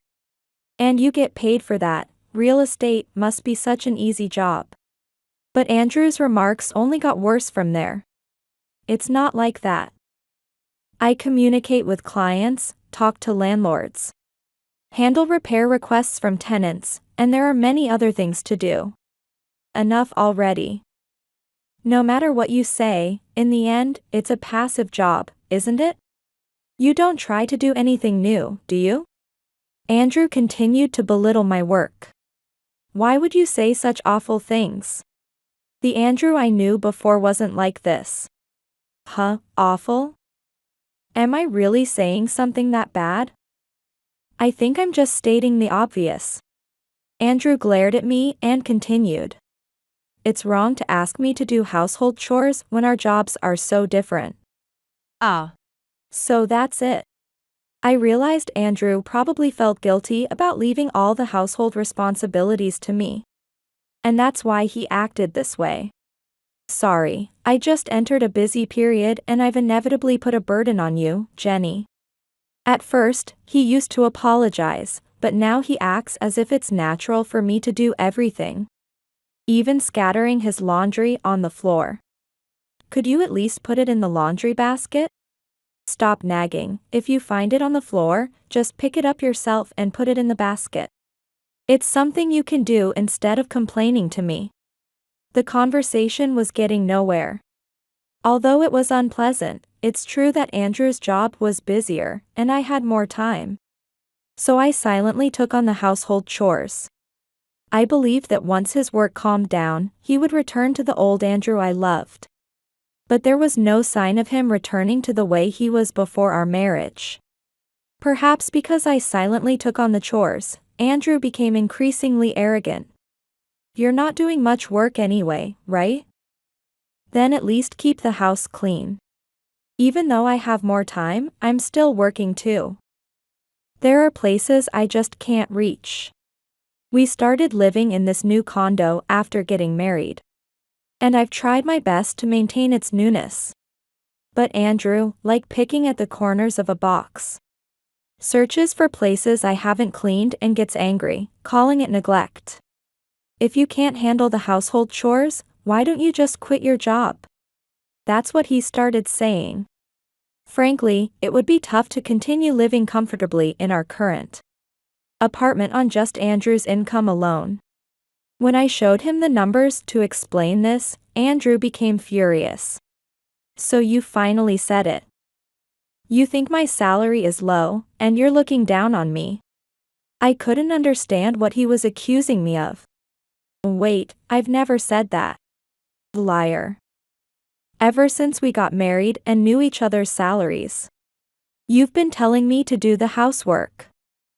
You thought that way because my salary is low. I had misunderstood. I thought Andrew felt sorry because he was busy and couldn't do the household chores. But his real feelings were different. After getting married, it turned out that my salary was higher than his. That fact hurt Andrew's pride. And he felt demeaned because he thought he was being made to do the household chores because his salary was lower. My salary is low anyway. You must feel great knowing you earn more. It's not that much of a difference. But the hours we work are different. So that's it. I understood another thing. Andrew probably feels like he's losing not only in total salary but also in hourly wage. That's why he was so critical about me having almost no overtime. That's not my opinion. I've never looked down on you. But if I made you feel that way, I'm sorry. I wasn't aware of it, but maybe I had hurt Andrew without realizing it. Thinking this, I apologized to Andrew. Good that you understand. Remember, in a marriage, the husband is superior. If you can understand that, you'd better take care of the house properly. I thought it was unreasonable, but since my words calmed Andrew down a bit, I thought it was okay. Coming from a divorced family, I had a strong desire not to do the same. I didn't want to have a falling out with Andrew. I had told him that, so he should understand my feelings. I thought I just needed to endure a little. If we both insisted on our own opinions, it would only hurt us and make our relationship worse.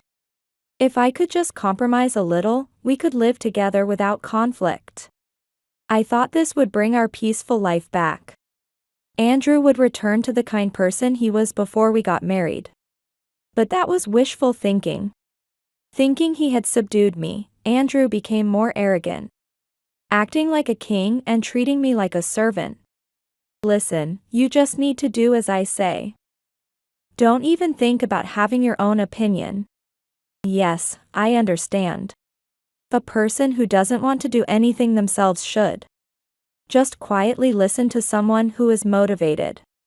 Remember, always speak to me with respect. Before I knew it, I couldn't talk back to Andrew at all.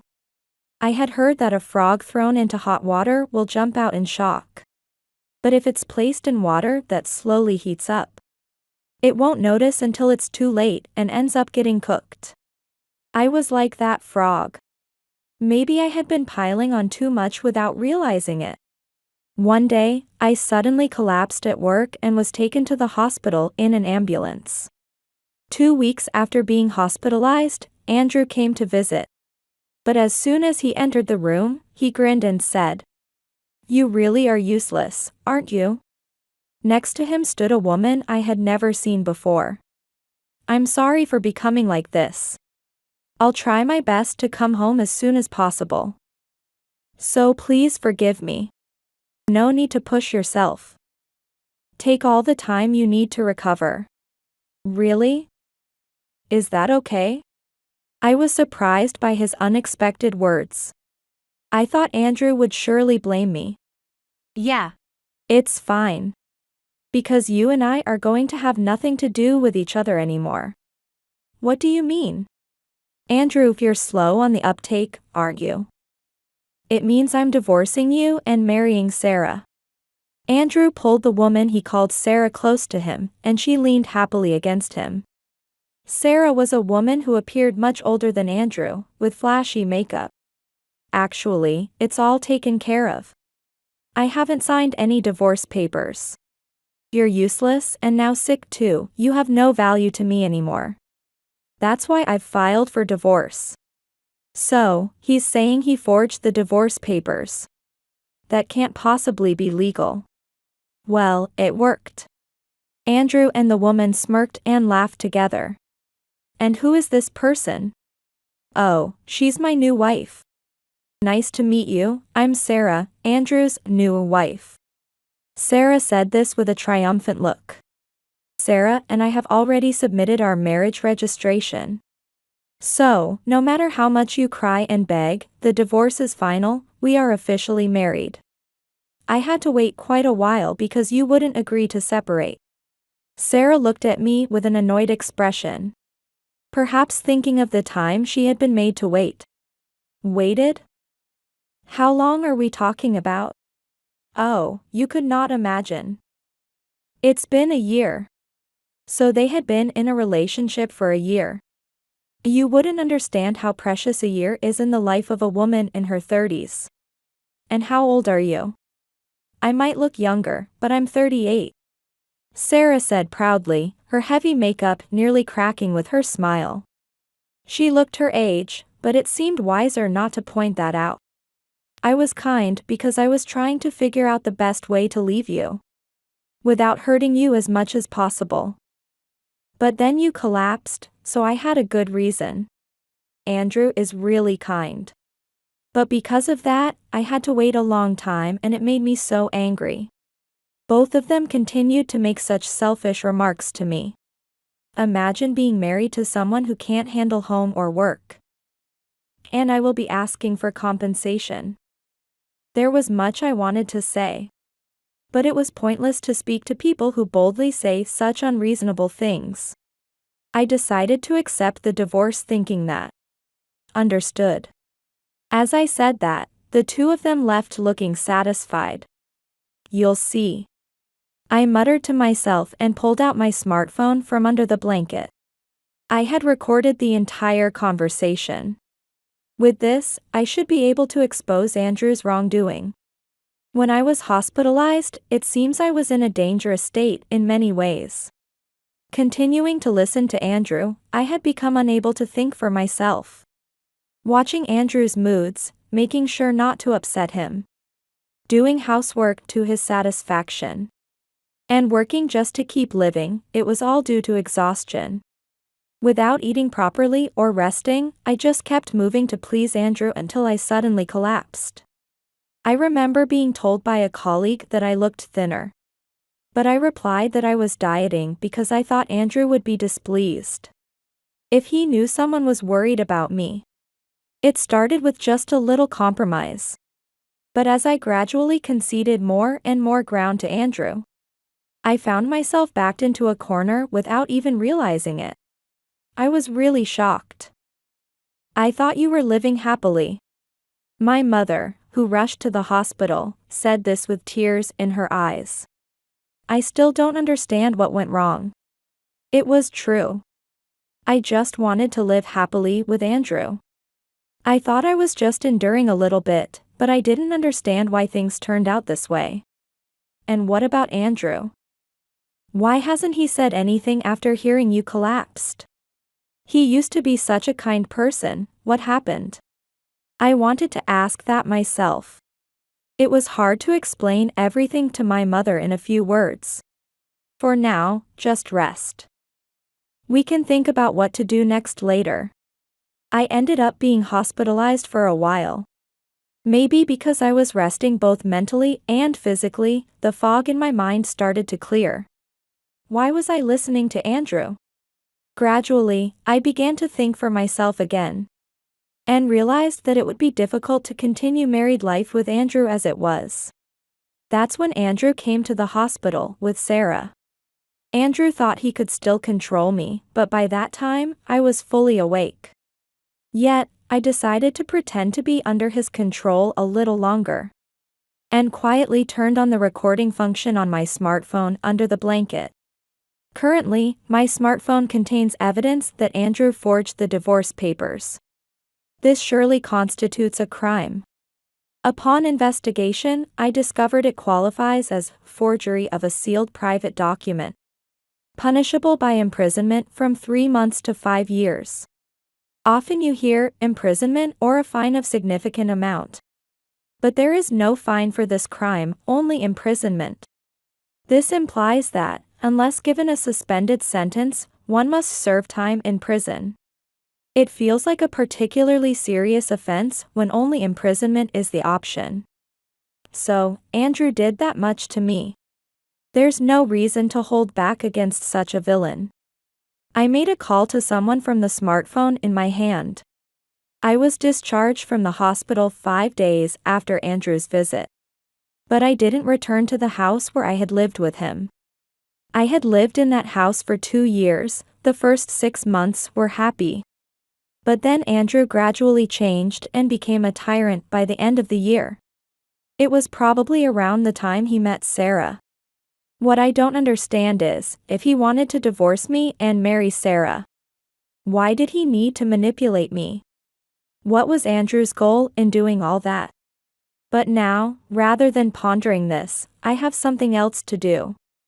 Having regained my mental and physical health, I have decided to get my revenge. 2 days after my discharge, which was 7 days after Andrew and Sarah visited the hospital, Andrew called as I expected. "Jenny? I'm glad you picked up. Where are you? Why haven't you come home?" I was appalled at how shamelessly he could say such things. I was speechless. "Who is this? Stop joking around. It's me, Andrew, your husband." "I don't have a husband. If Andrew filed the divorce papers and married Sarah, he is now her husband, not mine." "Didn't you divorce me and remarry Sarah? Then you are her husband and no longer have anything to do with me." "It's okay, I'll divorce her and remarry you, so don't worry about anything." "No one is worried about that, I was merely stating a fact." "I'm not worried at all. I have no intention of remarrying you. Please be happy with Sarah. It's a misunderstanding. You're the only one I love, believe me."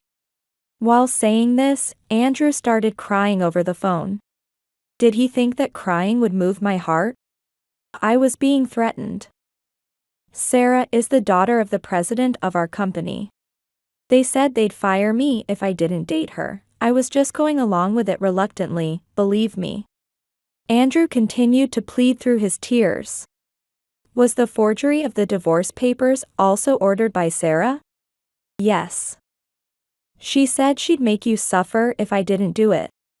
I intend to sue you for forgery of a sealed private document.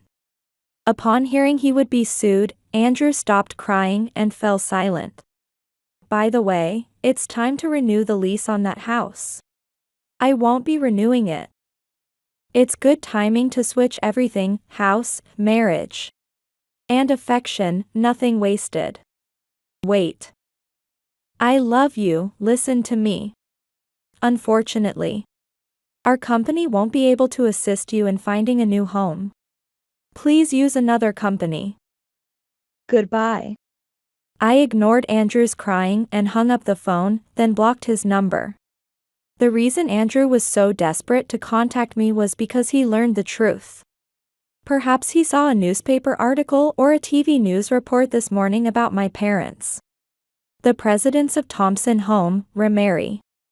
My parents, who had divorced when I was young, had remarried. seeing a photo of me with them. Andrew must have realized that I am the daughter of the president of Thompson Home.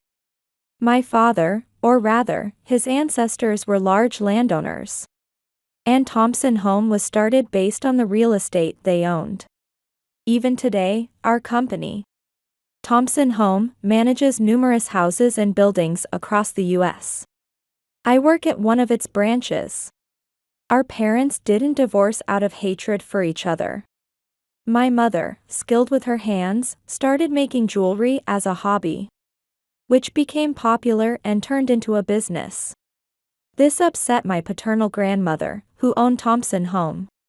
My grandfather had married into the family, and together with my grandmother, they had built up the company. My grandmother wanted my mother to help elevate the company alongside my father. Therefore, as my mother's brand grew, their relationship naturally deteriorated. After various issues, my parents decided to divorce. To simply say that marriage involves just two people would be an understatement. Thompson Home is too big a company, and my mother cherishes her own brand. They decided to divorce to prevent further strain on the family relationships that could affect the company's management. My mother took me with her when she left the house, but my grandmother allowed it. Perhaps she wanted my father to remarry and have a child who could be the heir. But my father never remarried despite her insistence. My mother felt the same. They continued to care for each other even after their separation. That's why my mother continued to use the Thompson name even after the divorce. And it was my surname before I married Andrew. Now that I'm divorced, I've returned to being a Thompson. Although relations with my mother were strained, my grandmother respected her character and skills, and she cared for me as her son's child. She was a very fair and generous person. But when it came to the wealth and company that had been passed down through generations, she couldn't accept my mother starting her own business. She wanted the entire family to be united and continue to protect Thompson Home. My father wanted me to work with them, too, if I didn't mind. So I joined the company under the condition that I would be just another employee. So, very few people know that I am the daughter of the president. My grandmother knew, but she never particularly mentioned it. I kept my personal life and business completely separate. But my father secretly told me that my grandmother was pleased. I was learning the real estate business. This time, my critical condition had something to do with my parents' divorce. And it seems to have made my grandmother think. And so, my grandmother came to my mother, apologizing for her stubbornness all these years. This led to my parents remarrying after 25 years apart. Such an intriguing story couldn't possibly go unnoticed by the media. My mother, who visited me in the hospital, told me about it. And I asked to join her in taking interviews. Of course, my grandmother was delighted to agree. Major newspapers, television, and magazines came to cover the story. And I was featured prominently as well. Naturally, I thought Andrew would notice. Indeed, he found out that I am the daughter of a wealthy landowner and the president of Thompson Home. His frantic, tearful phone call came when he realized what he had missed out on. I sued Andrew for forging the divorce papers.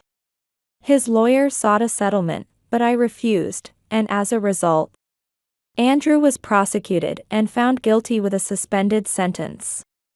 I also demanded compensation from Sarah, who knew about Andrew's forgery, and sued her as an accomplice. Her lawyer sought a settlement too, but I refused, and she received a lighter, but still suspended, sentence. It turned out that Sarah and Andrew met at the company's founding party.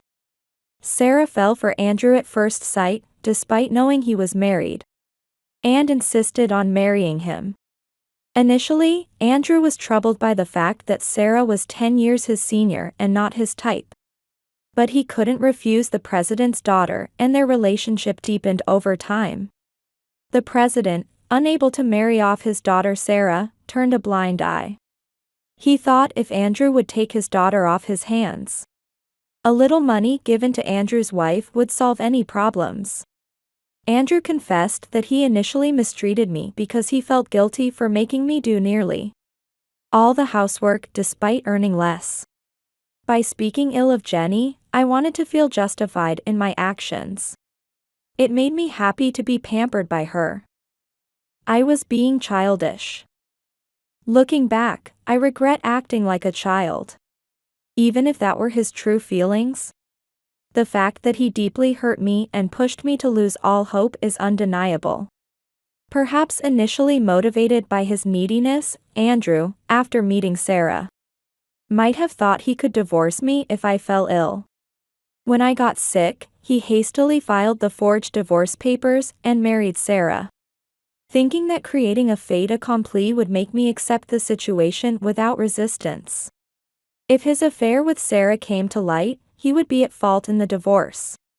He planned to make it seem like my fault, treating me like a servant at home, while stringing Sarah along until an opportunity arose. Andrew pleaded to his lawyer, "I never intended to leave Jenny." But Sarah was so persistent I couldn't break it off. The only person I truly love is Jenny. I was just waiting for Sarah to give up. But of course, that was not taken seriously. Sarah's father, furious, divorced her from Andrew. Subsequently, Andrew was dismissed from his job and now works live-in at a new company, toiling from early morning till late night to pay the compensation I was awarded. Sarah's father didn't demand compensation from Andrew, partly because Sarah was complicit, but also to prioritize the payments to me. Honestly, I didn't care about the money, but I wanted them to atone for their actions. That's why I refused any settlement offer from Sarah's father, no matter how much he pleaded. Sarah's father, saying he would no longer let her be free, came to apologize and asked me to settle things quietly. But understanding my firm stance, he finally accepted it. Sarah is now under strict family surveillance, being sternly re-educated from scratch. Sometimes, I can't help but think that if Sarah had not fallen for Andrew, none of this would have happened. However, considering she persistently pursued Andrew despite knowing he was married, her guilt is not insignificant. Andrew should have clearly maintained his marital fidelity and rejected Sarah's advances. But he did not. Dreaming of marrying a president's daughter and trapping his wife in that situation is an unforgivable crime. What happens to them now is no longer my concern, as long as they never appear before me again. My parents remarried, and as the heir and president's daughter, I've begun to study anew. While I have learned quite a bit about real estate as an employee, managing a business is different. I must study much more about business management. I stubbornly thought that I did not want to divorce like my parents, and that led to such a situation. It was due to my own weakness. If I had been more assertive and faced Andrew properly, perhaps I would not have ended up like this. Maybe we would still be a happy couple. It pains my heart to think about it because I truly loved him.